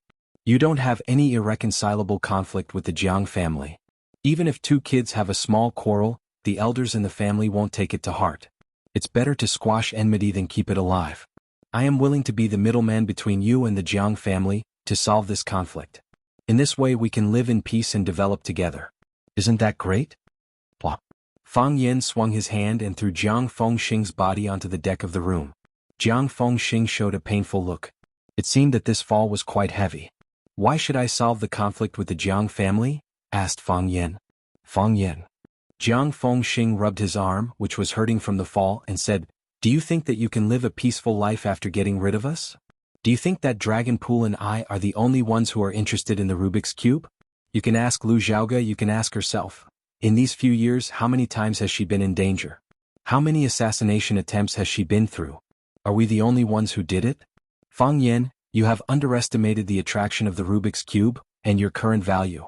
Looking down at Jiang Fengxing, Fang Yan continued, therefore I should keep you alive, and ask you to help me talk to the Jiang family so that we can bury the hatchet. If I'm smart, I will also offer a part of Chaoyan Technology's shares to them. In this way the Jiang family won't be interested in me anymore. With the protection of the Jiang family, the others who are interested in me will have to be more cautious. Am I right? Jiang Fengxing threw a sharp glance at Fang Yan and said, Chaoyan Technology has 3 major shares, and the Qin family has a great interest in them. With the Qin family, a true god, we don't need to be afraid of anything. However, it's easy to dodge a spear in the open, but hard to defend against a stab in the dark. One more friend, one more way out. You can be friends with the Qin family, but that doesn't mean you have to be enemies with the Jiang family. That won't do you any good. Chaoyan is developing fast, but it's not a good thing to be controlled by others. Besides, even if you can make billions, you have to make sure that you are healthy so that you can enjoy it. Am I right? Fang Yan looked at Jiang Fengxing with a meaningful smile and said, I understand what you just said. You are still threatening me, aren't you? Fang Yan, I'm not threatening you. I'm just telling you what kind of choice a smart man should make, said Jiang Fengxing with a sincere look, as if he was thinking for Fang Yan's sake. Why does an egg have to collide with a rock? What's the point of smashing yourself into pieces? So, as a so-called smart man I should let you go? Fang Yan asked. Jiang Fengxing didn't answer. He thought, isn't this nonsense? I've been talking to you for so long, do you still not understand? If you kill me, won't you become a mortal enemy of the Jiang family? But if I do that? Fang Yan pointed at the driver who was lying on the ground without moving and said, what about him? He is only a driver, but you killed him like this. What about his wife and child? What about his parents? He is only a small person who doesn't affect the big picture. A small person shouldn't live like a small person. If I let you go, what will happen to her? Fang Yan pointed at Lu Chaoga's assistant and said quietly, she also loves her parents and family. She has a man who loves her as much as his own life. She is still so young and has a bright future. She is not married yet and she doesn't have children of her own. Such a little girl was humiliated by you and almost killed by you. What will happen to her? Jiang Fengxing wanted to say that she was also a small person, an insignificant chess piece. But when he noticed the look in Fang Yan's eyes, he tactfully swallowed his words back into his stomach. He knew that Fang Yan wouldn't listen to him like this. This stupid guy, those people's life and death, what does it have to do with him? At most, he would just have to pay some money. If he killed him because of these small people, then he would have to fight against the Jiang family to the death. What's more important, can't he even tell this? Fang Yan pointed at Lu Chaoga, who was standing quietly by the bed, and said, she is my best friend, my business partner, and my very, very important family member. I don't know how much she has sacrificed for me, and I think you know it better than me. But you kidnapped her and used the cruelest way you can imagine to deal with her. If I were to be a smart person, as you said, what would she think? Jiang Fengxing glanced at Lu Chaoga and said in a low voice, Miss Lu is a hero among people, and the most excellent strong woman I have ever met. Besides, I know that she loves you very much. She is a smart person and she knows what is the best for you. She can forgive this kind of thing. We can talk about any conditions, isn't that right, Miss Lu? Lu Chaoga didn't say anything. Since Fang Yan was already here, everything would be decided by him. If Fang Yan said that they should be released, she would think that Fang Yan was mature, steady, and considerate of the overall situation. If Fang Yan said that they should be killed, she would think that Fang Yan was a man who could distinguish kindness and hatred clearly, and was loyal. She would support all the decisions made by Fang Yan. She thought it was reasonable. I won't forgive you, said Fang Yan. I never believe that negotiations can solve conflicts, because new conflicts will arise after negotiations. If you throw a piece of meat to the wolf will turn around and walk away. But when the piece of meat in its stomach is gone, it will come back to you again for a new piece of meat. Fang Yan stepped on Jiang Fengxing's calf bone and said, the best way to solve conflicts is to make it lose the courage to come back and ask for a fresh piece of meat. Fang Yan suddenly put forth his strength. Crack. A clear cracking noise came, followed by Fengxing's extremely suppressed howl. Blood veins bulged on his forehead. One of his calves had already been broken by Fang Yan, and the bone inside was broken. Fang Yan didn't take his foot back just because Fengxing's calf bone was broken. Instead, he slightly rotated his foot and released strong streams of earth brocade power. Pop, pop. Popping noises could be heard without an end. Jiang Fengxing's broken calf bone was suffering from the second wave of earth brocade power. Under the great attack of earth brocade power, the hard bone was crushed into puddles of powder. Fang Yan.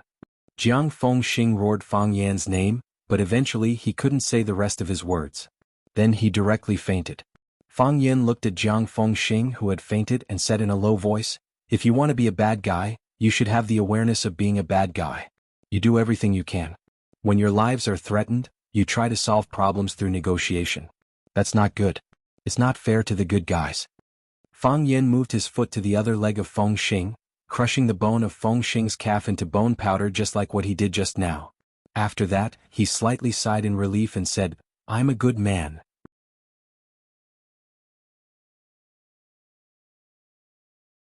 Chapter 470. What was the feeling of fainting and waking up again? It was the feeling of hovering between life and death. The first kick of Fang Yan crushed Fengxing's lower leg bone into ashes, making him pass out immediately. The second kick of Ji Hao crushed the other leg bone of Fengxing, waking him up from the state of unconsciousness. Fengxing's face was twisted, and his forehead was soaked in sweat. His face had turned dark purple, making him look like a patient suffering from an incurable disease. Fang Yan.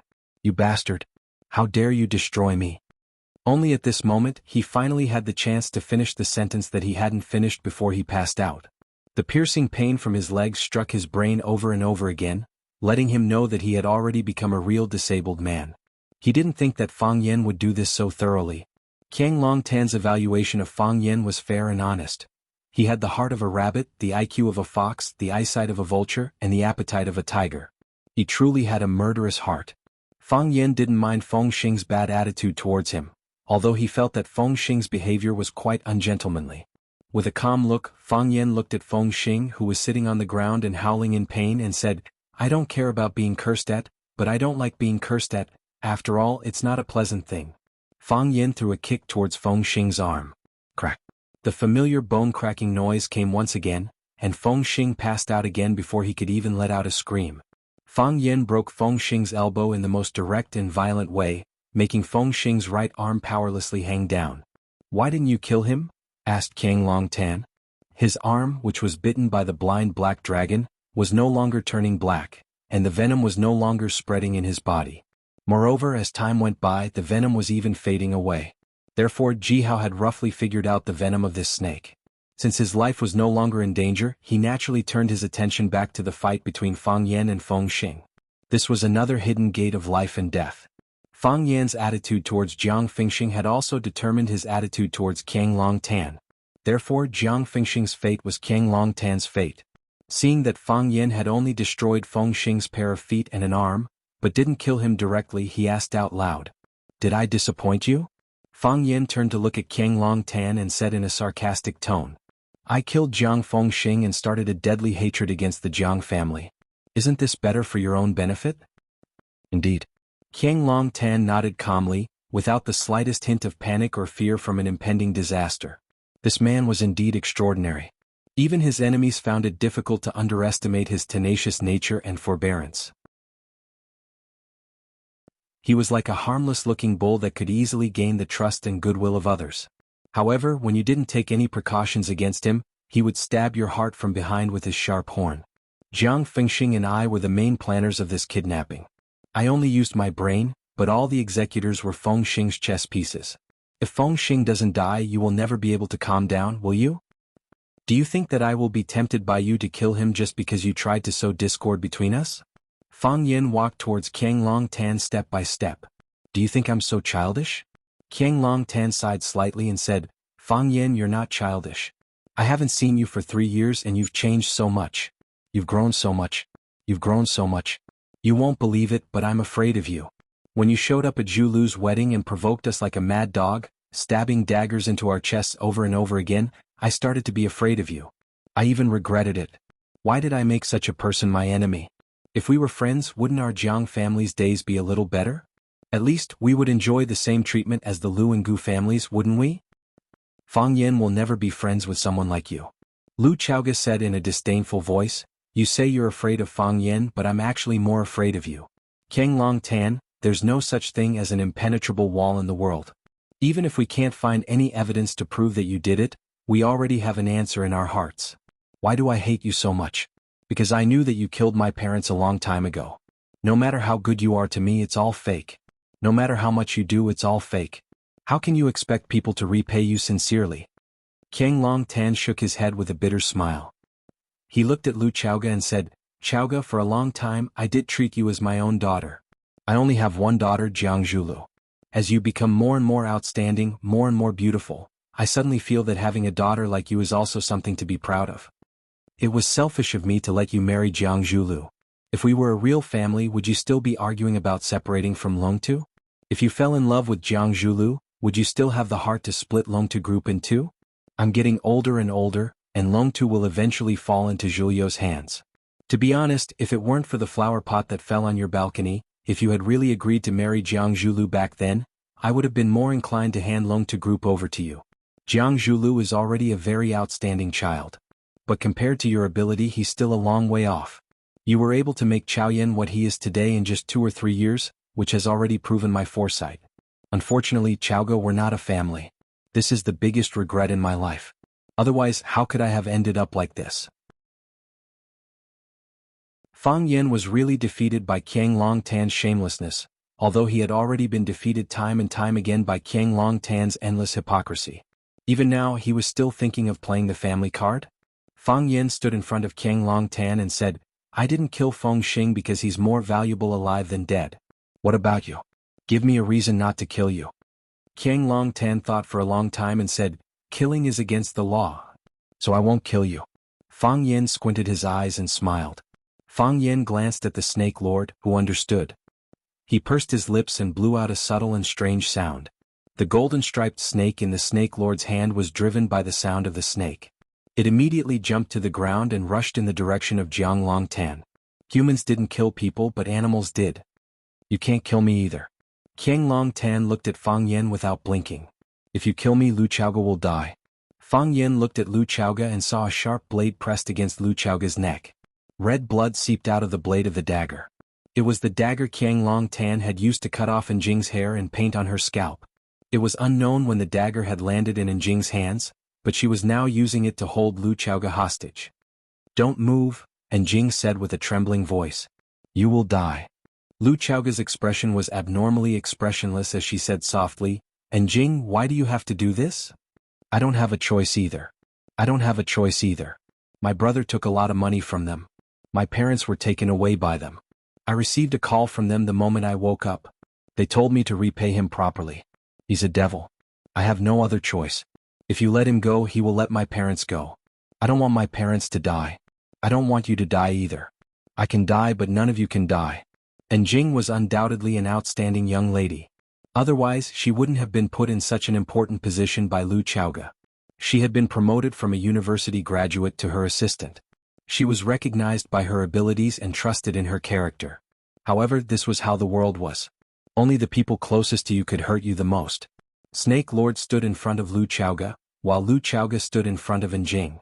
Lu Chaoga felt that Njing was injured because of her.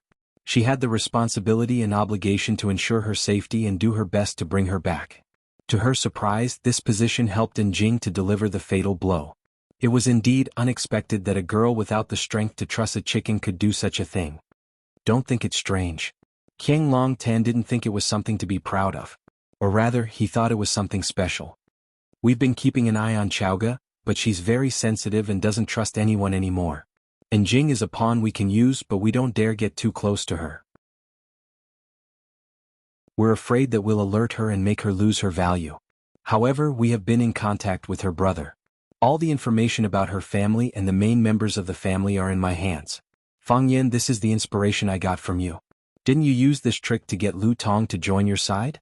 If Lu Tong hadn't put on a show with you, we wouldn't have ended up in such a sorry state. Fang Yen, who do you think is truly trustworthy in this world? I trusted Lu Mingtu so much back then, but he still hid the biggest secret of the Rubik's Cube from me. Good people really don't get what they deserve." Fang Yan's expression became gloomy and cold again. He hated it when the people around him left him, so he hated all kinds of actions that could lead to horrible things. Without a doubt, Njing's betrayal made him hesitate to take action for fear of harming the innocent. No matter what reason they had, it wasn't an excuse for Fang Yan to forgive them.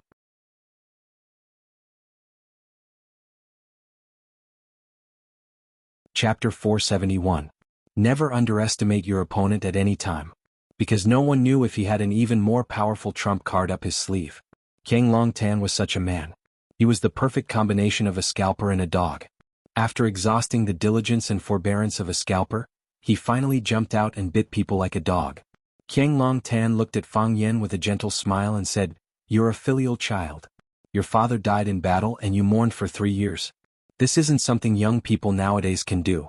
Your father's death made you depressed for a few years, but it also made you learn to cherish your family.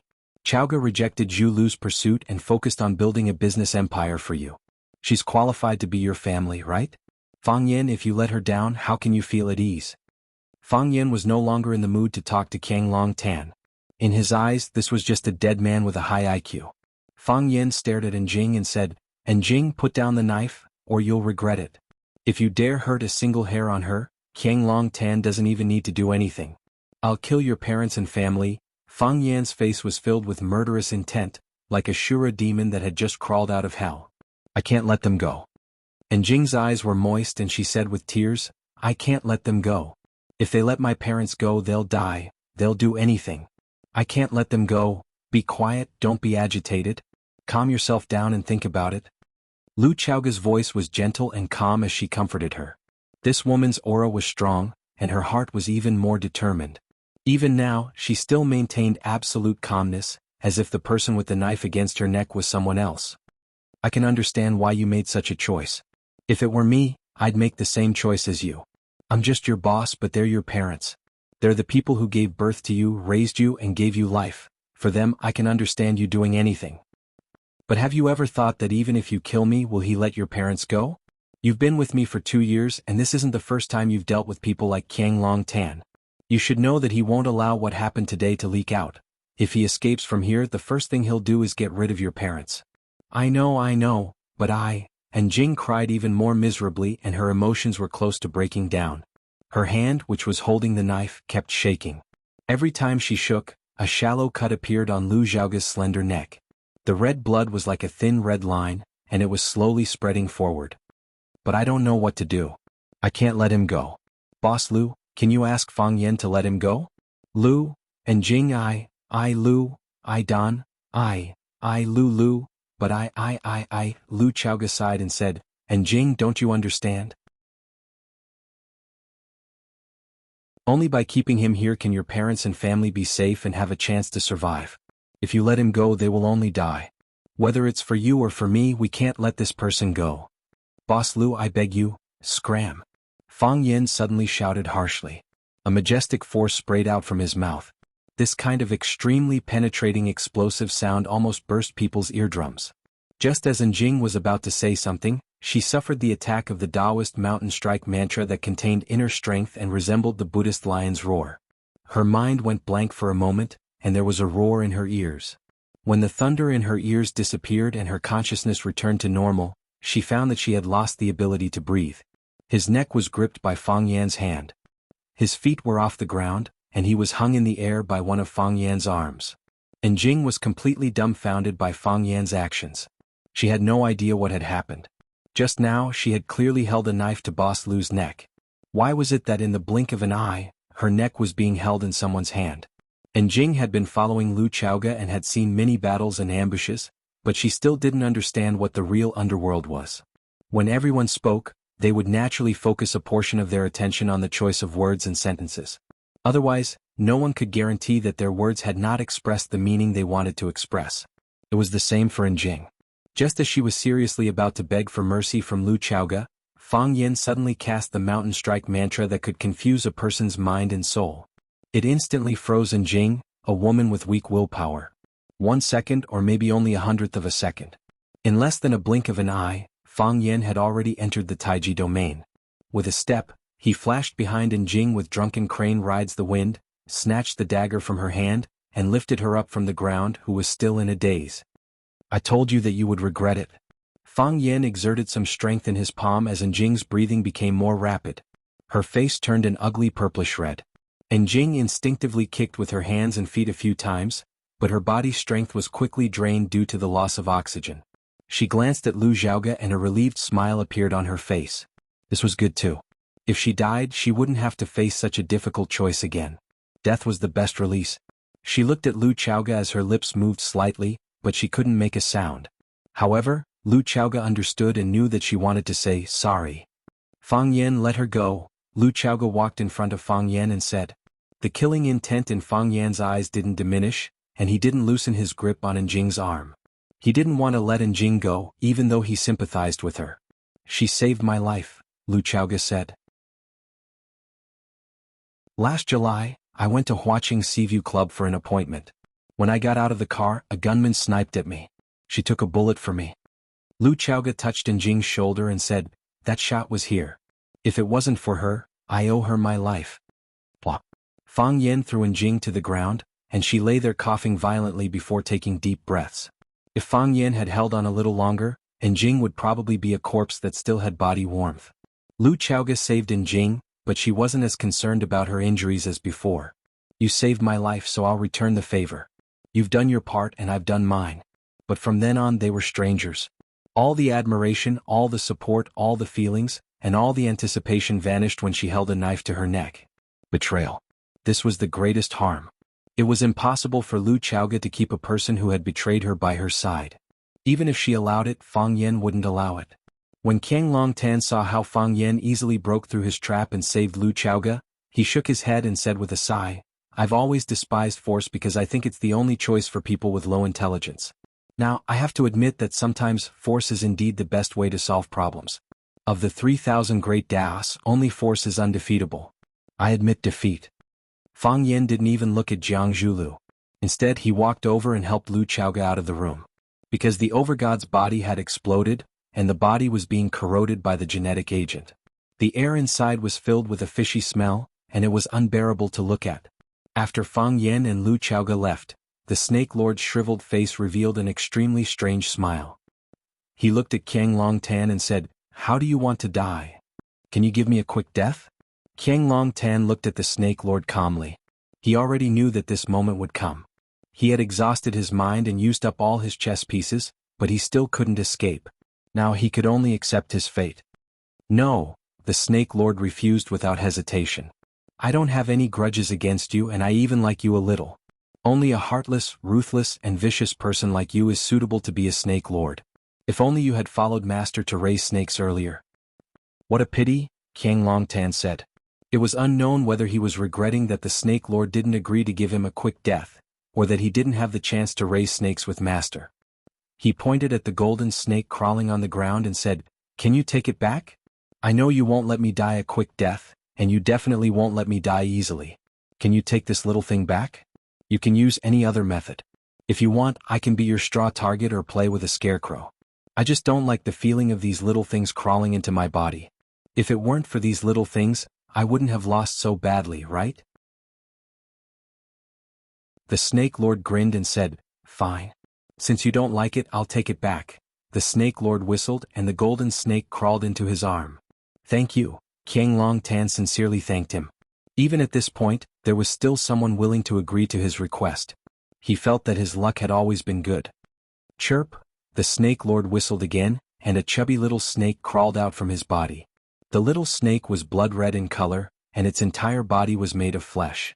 It wriggled on the ground as if it didn't have any bones, like a dyed silkworm chrysalis. Qiang Longtan's eyes turned cold and he had a bad feeling. "Don't be afraid, it's not a snake, it's a blood maggot," the Snake Lord said with a smile.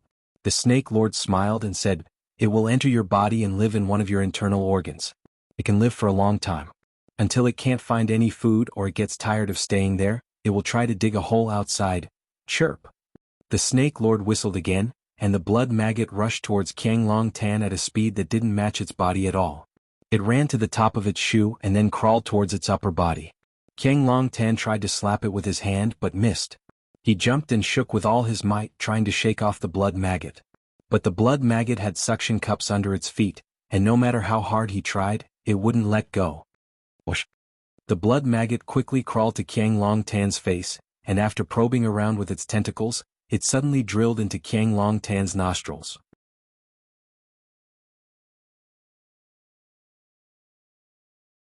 Chapter 472. That soft thing very nimbly went into his nostrils. When Qiang Longtan tried to pull it out with his finger, he found that it had already disappeared. It had already entered his body through his respiratory tract, but he didn't know which organ it had fused into. "Snake Lord, why are you so cruel? Your Shifu died because of Fang Yan, yet you are now obedient to him and willing to be his dog. Are you worthy of your dead Shifu in your own conscience?" Qiang Longtan pointed at the Snake Lord and cursed. "What grudge do we have against each other that you have to ruin me and shame my corpse?" Before Qiang Longtan could finish his words, thick blood was already flowing out of his nostrils. He wiped his face with his hand, turning his face into a funny and colorful face. The Snake Lord sneered and said, "Qiang Longtan, you don't need to sow discord. No one knows better than I do how my Shifu died. I'm curious, how did you know that my Shifu was killed by Fang Yan?" "You will all die. Sooner or later. Either way you will all die." Qiang Longtan had already become hysterical. Because it wasn't just his nostrils that were bleeding, his eyes, mouth, ears, and even every single strand of hair on his body was bleeding. His body didn't feel any pain or itch and there was nothing wrong with his organs. But his 7 orifices were bleeding non-stop. This feeling of the unknown was even more terrifying. Qiang Longtan didn't want to endure this kind of torture, so he turned around and ran outside. Instead of being made fun of like a demon, he would rather end his life as soon as possible. Qiang Long Tan ran to the deck and jumped into the sea without any hesitation. What? The sound of water splashing could be heard as his sinful body sank into the unfathomable depths of the sea. The Snake Lord leisurely followed behind him, stood at the edge of the ship and looked at the turbulent sea, then softly said, "Do you really think jumping down will save you?" No one answered his question. Because Qiang Long Tan had disappeared without a trace. "I said I won't give you a quick death, and I won't give you a quick death. The blood maggots will corrode your internal organs inside your body, causing you to bleed non-stop. The blood flowing outside will attract a large number of terrifying sharks. The shark at the front will swallow you whole. But your fate isn't over yet. Although you are in the stomach of a shark, the blood maggots are still alive. After it digests, it will escape and enter the shark's body. At the same time, the sharks will suffer the same fate as you. The dead shark will be eaten by more sharks. At that time, which unlucky shark will eat the blood maggot?" The Snake Lord sighed softly and said, "This is the blood maggots that I have been growing for 3 years. After I became a real Snake King, I became qualified to raise blood maggots. It was originally prepared for those people. Qiang Long Tan, you should first experience the infinite cycle of life and never reincarnate. Fate." The Snake Lord looked at the sea in the distance and said, "I think you will like this new and vicious thing. Because you are all the same bad people." The sea shrouded in the night was like a mysterious and boundless dark magic mirror. There was not much beauty in it, only the rolling black water and the whistling cold wind. Because it was too big, it was easy to make people feel powerless and afraid. It seemed that if they were not careful, they would be swallowed up together with the ship, and never have the chance to turn over and go ashore. Although it was cold, the air on the deck was much more comfortable than in the cabin. Lu Chaoga took off her coat and covered the driver's face. Fang Yen took off his outer robe and put it on Lu Chaoga. Lu Chaoga refused and said, "I am not cold." "Put it on," Fang Yen said. He knew that when Lu Chaoga said she was not cold, she was worried that he would be cold. This woman always wanted to take care of others out of habit. This kind of small barbarism would not make a woman feel disgusted. On the contrary, it would make a woman feel warm and protected. Lu Chaoga grabbed the front of her coat with both hands to prevent it from being blown away by the sea wind and said, "Qiang Long Tan, don't mention Qiang Long Tan again. We don't know Qiang Long Tan and we have never seen Qiang Long Tan. None of this has anything to do with us. You were kidnapped and it was Jiang Fengxing who killed you."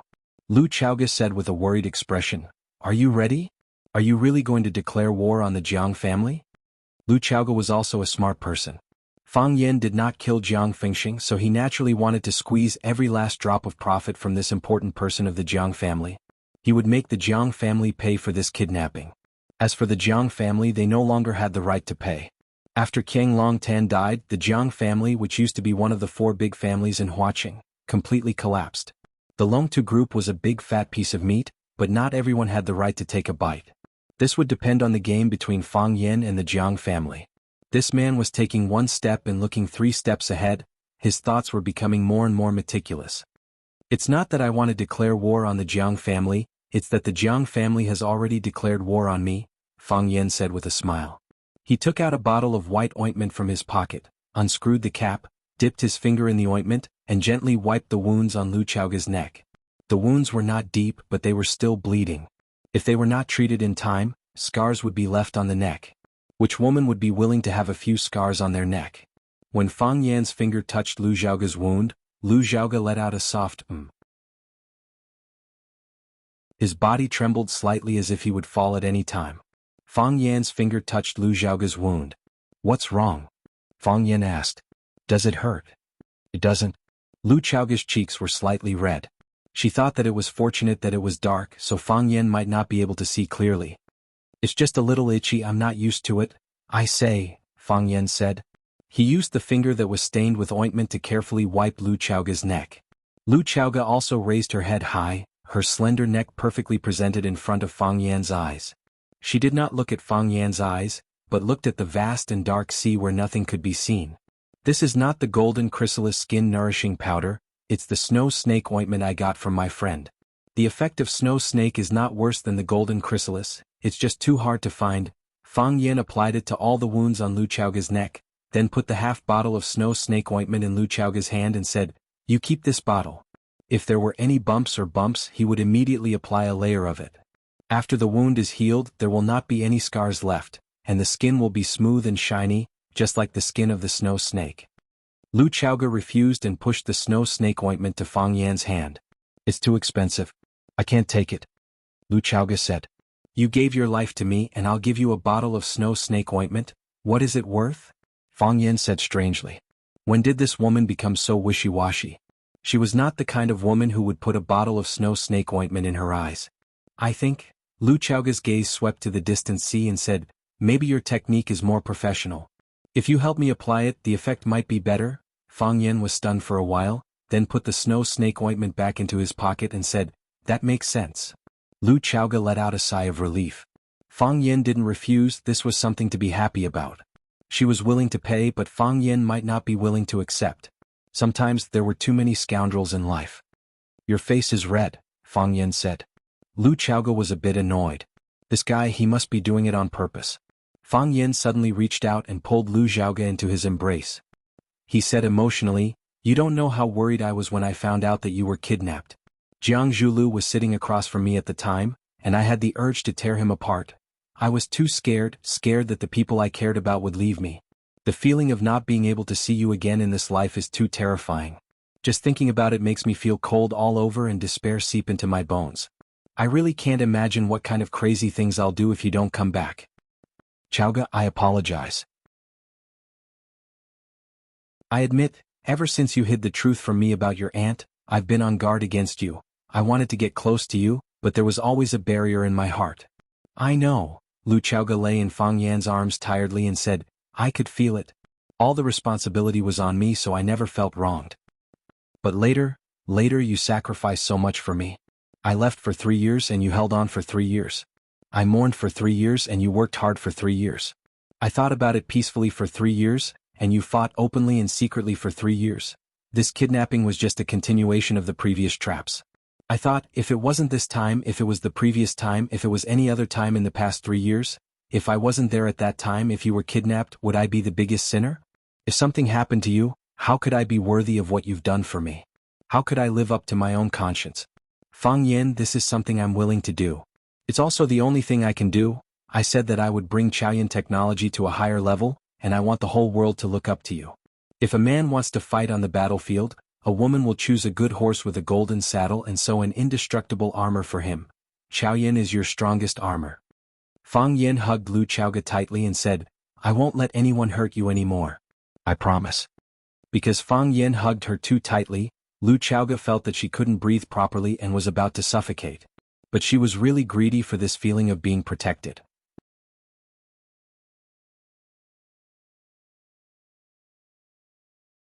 Chapter 473. Clang. The room door was pushed open. The thick smoke that had gathered in the room finally found a way out and surged toward the door. The woman who was about to enter the room was suffocated by the smoke and started coughing violently. She stood at the door for a few seconds and waited for some fresh air to enter the room. Then she pinched her nose and walked into the room. She rushed to the windowsill and opened all the windows in the room.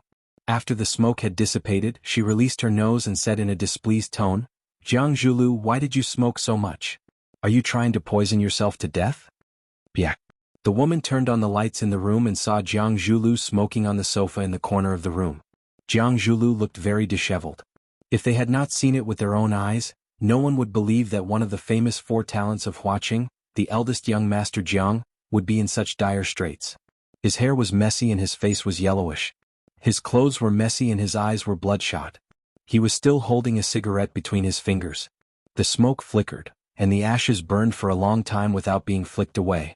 Wine bottles were casually thrown on the ground, and the expensive carpet was burned by the fireworks, leaving holes of different sizes. It looked like a tattered rag that had been used for a long time. Jiang Shangxin raised her eyebrows and said, Jiang Zhulu, is this how you should behave? Is this how a man should behave? If that's all there is to it, then it's too disappointing. What did you say? Jiang Zhulu looked up and stared at Jiang Shangxin with his bloodshot eyes. As he smoked too much, his throat was already hoarse from the smoke. I said that you are a coward, a coward. You are very, very disappointing. Jiang Shangxin stood arrogantly at the door of the room and looked at Jiang Zhulu coldly. Jiang Zhulu pressed the cigarette butt into the ashtray and suddenly pounced toward Jiang Shangxin. Jiang Shangxin wanted to turn around and escape, but Jiang Zhulu grabbed her waist from behind. Jiang Zhulu, you are a coward, you are a coward. Let go of me, let go of me. Jiang Shangxin shouted. However, in Jiang Zhulio's villa, those who were qualified to enter were not around and those who were here did not have the right to enter. No one would respond to Shangxin's cries. Not only did Jiang Zhulu not let go of Shangxin, he hugged her even tighter. He pressed Shangxin's body against the door and reached out to lift her skirt. He grabbed the hem of her skirt and pulled off her underwear. Jiang Zhulu didn't even unbuckle his belt or take off his pants.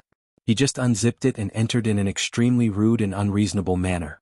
The gentleman of the past had lost all pretense, etiquette, and honor at this moment. He only wanted to find a way to vent the violence and fear in his heart. It just so happened that Shangxin was here. To him this was the best way. Jiang Shangxin struggled with all her might, but she was far less forceful than Jiang Zhulu, who had descended into a state of madness. Rape is like life. If you can't resist, then just quietly enjoy it. Jiang Shangxin finally calmed down. As she laid her hands on the door and stopped moving, she stuck out her buttocks and welcomed Jiang Zhulio's repeated attacks. After the storm subsided, Jiang Zhulu collapsed weakly on her back. He silently lifted Shangxin's skirt up and tidied his own clothes. As a noble lady, she had to make herself appear as calm and elegant as possible. After tidying Shangxin's clothes, she turned around and helped Jiang Zhulu to zip up his pants. Then she helped him to the sofa. I'm sorry. Jiang Zhulu lay on the sofa and said in a low voice. There's nothing wrong with adding some spice. Jiang Shangxin said expressionlessly. Jiang Zhulio's mind went blank and he tried hard to think of his words. My performance has disappointed you. All along I felt that I was very strong and calm. There was nothing that I couldn't do, and there was no opponent that I couldn't win against. Now, I know that it was all because of my father's strong support. I'm not strong because I'm strong and I'm calm because of my father. Subconsciously, I always thought that it's okay if I don't do well. If I don't do well, there's still my father to help me and the Jiang family to support me. They will always help me get the final victory. In the past, I didn't want to admit it and always wanted to do something to prove myself. To prove to others and to my father. I want to tell them that I can do what my father can do. Now, I know that I can't do what he can do. Without me, the Jiang family won't suffer any losses. But without my father, it will be unstable. Jiang Shangxin reached into her bag and took out a lady's cigarette. She took out a stick and put it in her mouth. The thin and long stick complemented her delicate red lips and gave off a strange sense of temptation and beauty. You haven't found them yet? Jiang Shangxin puffed out a mouthful of smoke and asked. No. Jiang Zhulu shook his head. He reached out to touch the box of cigarettes but realized that it was empty. Jiang Shangxin passed her cigarette over. Jiang Zhulu waved his hand and said, I'm not used to it. My father hasn't been found either. Jiang Shangxin said. Jiang Zhulio's face was full of worry and he said, Where do you think they went? Did they leave alone or together? Why did they leave so secretly and in such a hurry? Why didn't they say anything when they left? Why didn't they leave a message? They didn't even say anything because they didn't want to alarm anyone. They didn't say anything because they knew that they would definitely be able to come back. Where exactly did they go? Jiang Zhulu asked confusedly. Jiang Shangxin crossed her long legs and stared at Jiang Zhulu coldly. You really don't know? Jiang Zhulio's expression froze and he said embarrassedly, I only suspected it, but I didn't have any evidence to support it. Other than the kidnapping of Lu Chaoga, what else was there for them to disappear so mysteriously? You mean the two of them worked together to kidnap Lu Chaoga? Jiang Zhulu asked in shock. What? Feeling sorry for her? Jiang Shangxin laughed coldly. Reaching out, Jiang Zhulu pulled Shangxin into his embrace and said, Shangxin, do you think that I would still have such thoughts at this stage? Lu Chaoga and I are already a thing of the past. You are the wife that I have officially married. How do you know that they left because of this? My father has always denied this matter and didn't reveal anything to me. My mother said so. Jiang Shangxin said, The outside world always thought that my father was highly regarded by the Jiang family because of his outstanding abilities. In fact, he was just an idiot. Because my father had some special fetishes, the Jiang family always felt that they had let my mother down. Therefore, many of the important businesses had been handed over to my mother to manage. My mother was not inferior to any man and managed all the businesses in an orderly manner. She even earned more than some of the businesses that the men were in charge of. The Jiang family couldn't push my mother away directly, so they could only push all the credit to my father. He really picked up a huge bargain. Jiang Zhulu knew that his wife, Jiang Shangxin, did not have a harmonious relationship with his father. Even the speech at the wedding was made by his mother. His father, Jiang Fengxing, did not even have a chance to speak. Now that he heard her say that his father had some special fetishes, Jiang Zhulu knew that those obscure rumors were actually true. Jiang Shangxin extinguished the cigarette but in her hand, as if she was strangling some of her bad mood. Although my father was a bit of an idiot, he still knew to discuss with my mother before he did anything. My mother would help him analyze what he could do and what he couldn't do. This time he left without saying goodbye, which meant that he wanted to do something that he didn't want all of us to know. Moreover, when Fang Yan made a scene at our wedding, my father dragged us away. I asked my mother about Fang Yan's motive for doing this. My mother said that flies don't stare at seamless eggs. At that time, I only thought that even my mother had been convinced by Fang Yan's vivid performance. Jiang Zhulio's expression became increasingly solemn. He looked at Jiang Shangxin and asked, if the two of them really did this together, what do you think the outcome would be? Give up, they won't be able to come back. Jiang Shangxin said, if they haven't come back now, they won't be able to come back in the future. Yes. They didn't want others to know about this secret, so they could only keep their mouths shut. They knew that if they didn't come back now, more people would be alerted. Therefore, no matter what the reason was, they would definitely rush back in the shortest time possible. Now that they haven't come back, they probably... Jiang Zhulio's eyes turned red. He was different from Jiang Shangxin. He had deep feelings for his father. He didn't want anything to happen to his father, nor did he want to end up in a tragic situation where he would never be able to see his father again. At this moment he really hated Fang Yan and was extremely afraid of Fang Yan. This man, Fang Yan, was simply the longest nightmare of his life. Jiang Shangxin looked at Jiang Zhulu and said, I am here to see if you have made the final decision. If something happened to Qiang Longtan and Jiang Fengxing, it would prove that their kidnapping of Lu Chaoga had been exposed. Fang Yan could either kill them or use them as pawns to negotiate with the Jiang family. If Fang Yan chose the first option, the Jiang family would be in trouble. If Fang Yan chose the second option, the Jiang family's general family would face a serious disaster. If Qiang Longtan wasn't around, Jiang Zhulu would be the head of the Jiang family. What choice would he and the Jiang family's Longtu group make?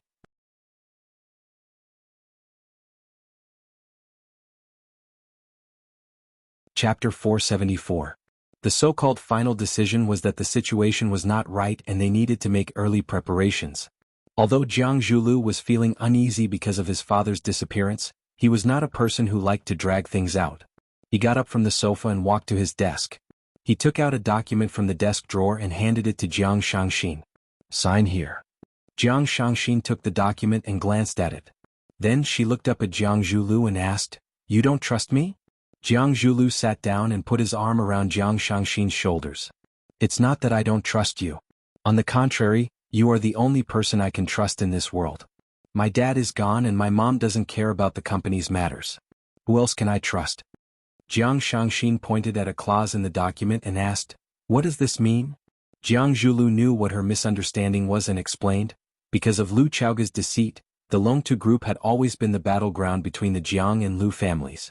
After that, the Jiang family mediated in the middle and we spent a lot of money to buy back all the shares of the Longtu group from the Lu family. Now, Longtu belongs to the Jiang family completely. However, can the Jiang family still hold on under such circumstances? I can understand why you sold 49% of the shares to the Jiang family for 1 billion in cash.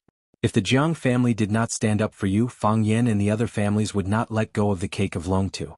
The cake was too tempting and the Jiang family did not have the power to protect it. They could only rely on external forces.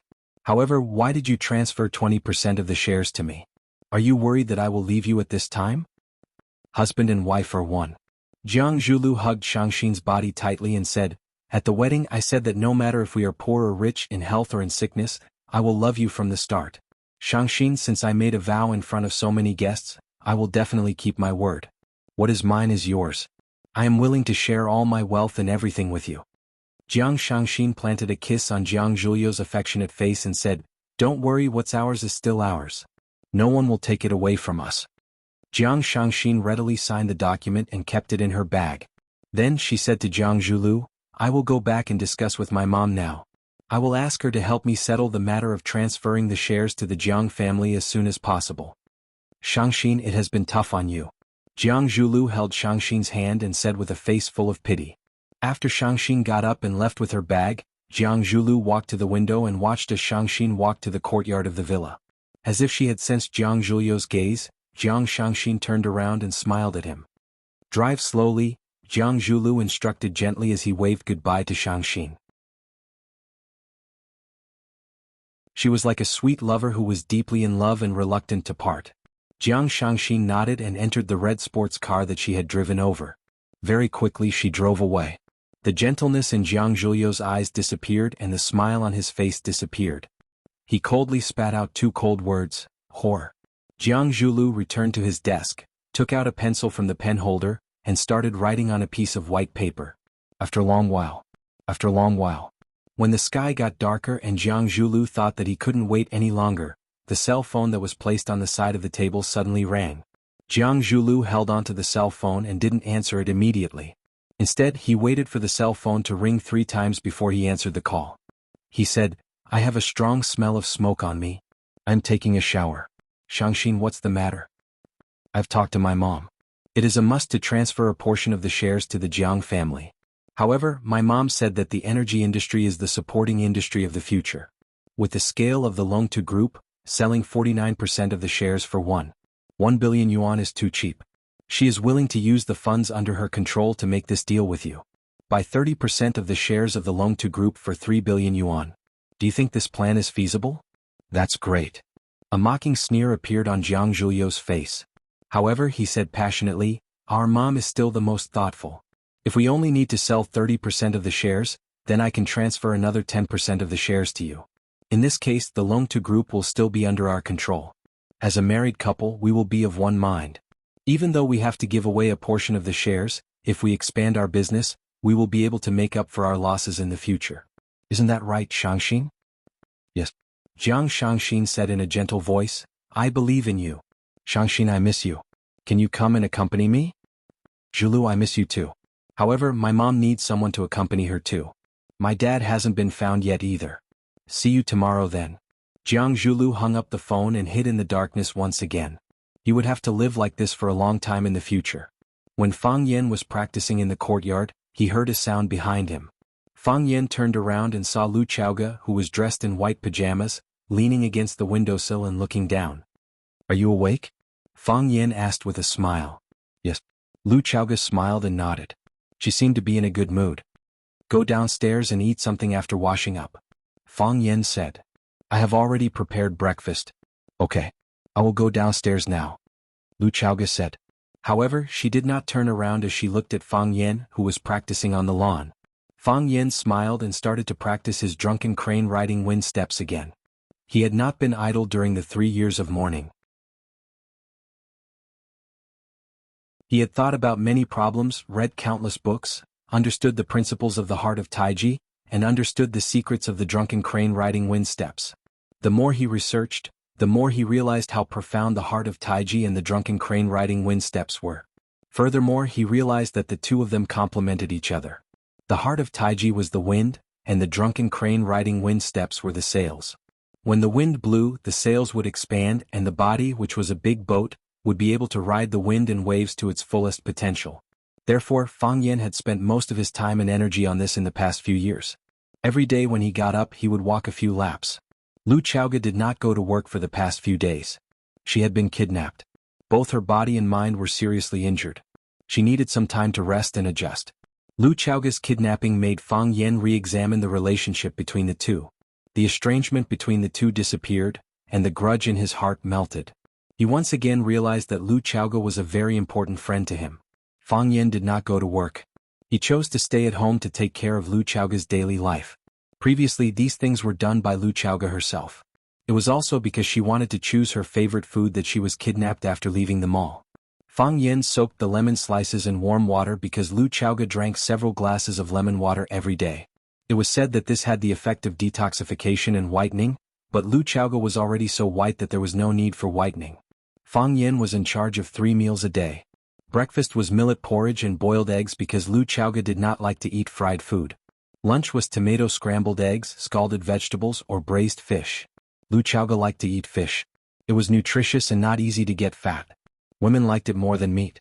Dinner depended on Lu Chaoga's appetite. Whatever Lu Chaoga ordered, Fang Yan would cook. His cooking was not bad, but it was not as good as Lu Chaoga's. After Fang Yan finished practicing, Lu Chaoga had already finished breakfast and was watching TV on the sofa in the living room. Lu Chaoga looked at Fang Yan and quickly looked away. Fang Yan's whole body was wet. His clothes were sticking to his body. His thick chest was pushed up high, and his strong arms were full of masculinity. Fang Yan practiced Nigong, so the difference between him and other martial artists was very obvious. His body was not big and he did not have obvious muscles like a bodybuilding model. But if you took off his clothes, you would find that there was not a trace of fat on his body. Every piece of his skin seemed to be carefully carved and polished. Moreover, because of the protection of qi, there was a layer of pale white luster on his body. Those who did not know would only think that this person was healthy and full of vitality. But those who knew would understand that this person was overflowing with divine light and was certainly not a villager. For Lu Chaoga, Fang Yan's outfit was a little tempting. "I will take a shower and then accompany you to the yard for a walk," Fang Yan said. "Okay." Lu Chaoga nodded her head and agreed. Fang Yan took a shower and went downstairs. When he was about to take Lu Chaoga for a walk in the neighborhood, he realized that there were guests at home. Jiang Shangxin, Jiang Zhuliu's fiancé. The Jiang family, or rather the Jiang family, had finally come knocking. Lu Chaoga was still watching the television and had no intention of talking to Jiang Shangxin. Jiang Shangxin sat on the sofa and drank tea. Her eyes were also fixed on the television screen, as if the program was very tempting. When she saw Fang Yan coming downstairs, Jiang Shangxin put down the teacup in her hand and stood up. She said, "Mr. Fang, I want to talk to you." Fang Yan looked at Jiang Shangxin and asked, "What do you want to talk about?" "About Miss Lu," Jiang Shangxin said. Fang Yan looked at Lu Chaoga and smiled. "She is very good, there is no need to talk about it." "Then let's talk about those bad people." Jiang Shangxin looked at Fang Yan stubbornly and continued. Fang Yan's eyes turned cold. He smiled and said, "What do those bad people have to do with me? Why do I have to talk about them? It is such a good morning, will it affect my appetite and mood?" Jiang Shangxin knew that she would be ridiculed by Fang Yan, and this treatment was completely within her expectations. She looked at Fang Yan and said, "In that case, let's not talk about Miss Lu or those bad people. Let's talk about business."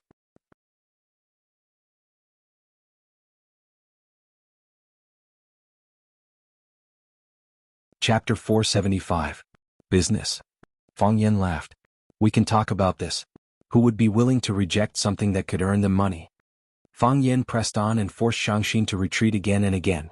Jiang Shangxin wanted to talk about Lu Chaoga because she wanted to talk to Fang Yan about the ending of the kidnapping incident. Fang Yan said that Lu Chaoga was safe and sound and there was no need to talk about it. If Lu Chaoga was safe, Fang Yan would have the upper hand in the negotiation. Jiang Shangxin could only talk about the fate of the bad people, because those bad people were her father and father-in-law. Fang Yan could not care less, but she could not. Fang Yan still refused and said that talking about those bad people would affect his appetite and mood. In that case, Jiang Shangxin could only erase her father and father-in-law and make them a deal. Yes, the two lives of Jiang Fengxing and Qiang Longtan were the contents of their deal. How humiliating and how helpless he was. This Fang Yan really did not want to save any face for the Jiang family and the Jiang family. Jiang Shangxin looked at Fang Yan and asked, "Name a price." Fang Yan walked to Lu Zhaoga's side and sat down. Leaning back slightly, he crossed his legs and looked at Jiang Shangxin, who was standing in front of him. He said, "There are no outsiders in the house, why don't you speak more clearly? My emotional quotient is high but my intelligence is not. I can't understand what you are saying at all and I will think that you are insulting me." Fang Yan. Jiang Shangxin looked slightly angry. Fang Yan's repeated provocations had indeed used up a lot of her patience. Jiang Shangxin was also a beauty that was 1 in a million. She was tall and had a height of 1.7 meters with her naked body. Her two slender and well-proportioned legs could instantly attract all the men's attention. She was beautiful and looked very much like a celebrity who was popular across the 3 provinces. She was slightly thinner and looked a little frail. However, women from rich and powerful families had their own elegance, which made up for this little deficiency in their bodies. "I'm listening," Fang Yan said. Looking at Fang Yan's clear and deep eyes, Jiang Shangxin finally calmed down. The hostility in his heart dissipated, and he once again gathered his spirit to overcome the difficulties before him. He had almost forgotten that this was the man who caused Jiang Junling, the proud son of the Jiang family, to be rebuffed. Well, as Mr. Fang Yen said, there are no outsiders in this room, so we might as well lay it out. Miss Lu Chaoga was kidnapped and we really want to know the truth of this matter. This matter has nothing to do with you.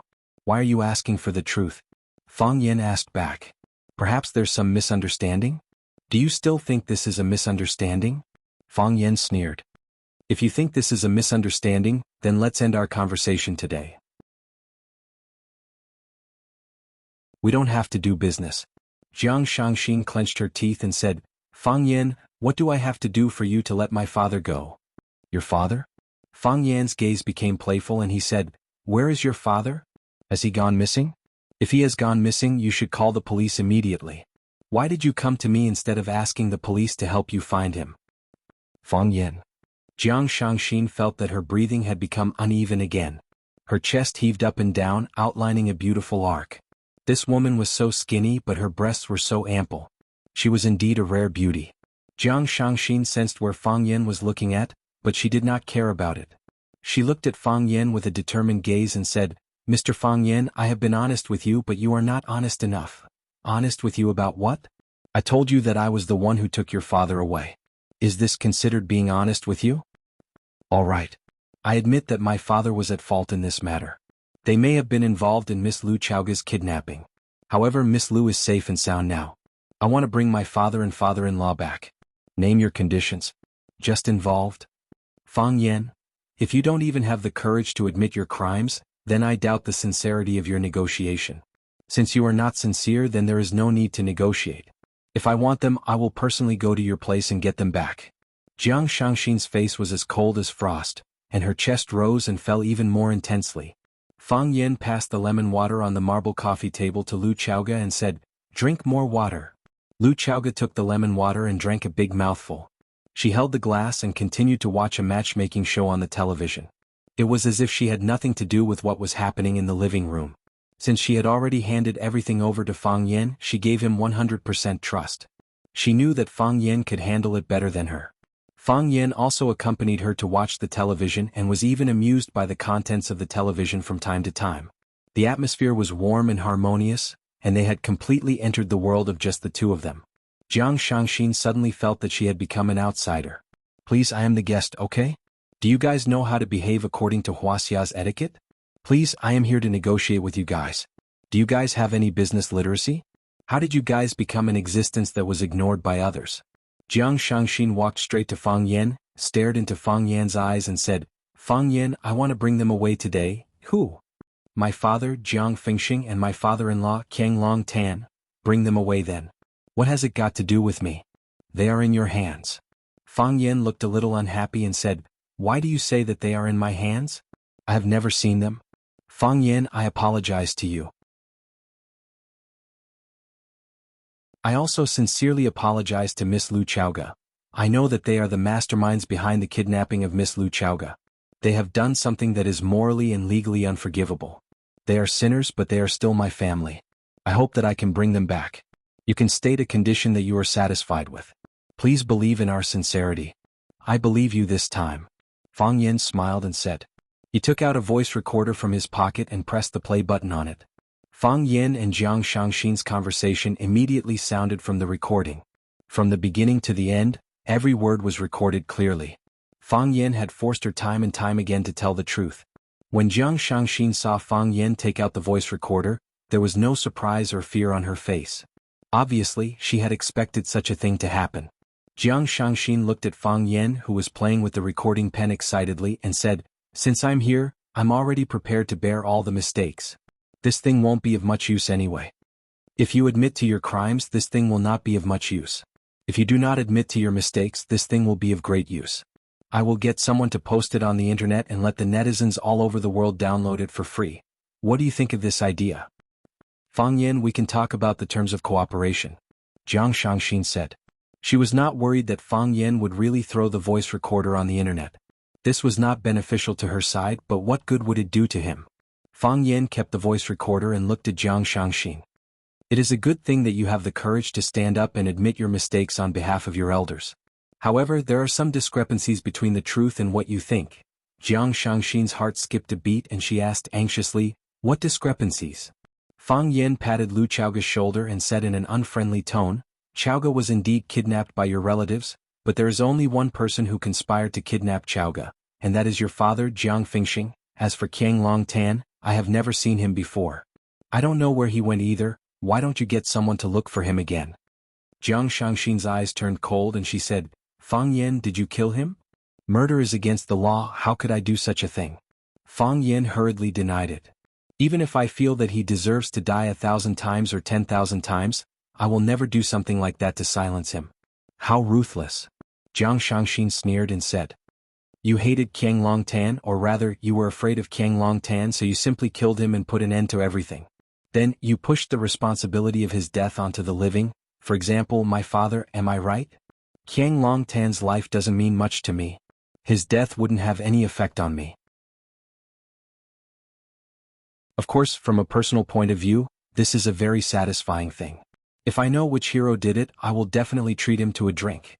Ask him later if it was your father who did it. If it was him, I will treat him to a drink too. The old master is doing good for the people and he is doing good for the Jiang family. This is what the Jiang family lacks. Jiang Shangxin suppressed the anger in her and said, We admit that we kidnapped Miss Lu Chaoga. We will also admit to Qiang Longtan's death if there is a need. Our only request is to take my father away. Jiang Shangxin wasn't stupid and neither was the Jiang family. Since they had already determined that Jiang Fingxing and Qiang Longtan were the masterminds behind the kidnapping of Lu Chaoga, and now that Lu Chaoga and Fang Yin had returned safely, it proved that the two unlucky fellows had been controlled by someone else. What kind of evidence was better than a living witness? As long as Feng Xing and Qiang Longtan were in Fang Yan's hands, Fang Yin would always have the right to speak and take the initiative. Jiang Fingxing and Qiang Longtan were like two whips in his hands, and whenever he was in a bad mood, he would whip them in their faces. The feeling of being beaten up passively was too uncomfortable. Furthermore, they knew Fang Yin too well. They knew that he was ruthless, vicious, and would not play by the rules. He would not give the Jiang family or the Jiang family any face. Since that was the case, they might as well take the initiative and take the hostages back from Fang Yan's hands. Since they had to negotiate, it was better to talk earlier than later. Problems had to be solved, and it was better to solve them earlier than later. Fang Yin looked at Jiang Shangxin and said, Since you are so sincere, give me 30% of the shares of Long2 Group, that you're tuning in to the Han Li's Wuxia Chronicles YouTube channel. We're so grateful for your support and don't forget to subscribe to join us on this incredible journey through captivating stories. Your generosity through donations truly makes a world of difference, as it's the primary source of revenue that allows me to expand and enhance this channel for you. Thank you from the bottom of my heart for being a part of this adventure.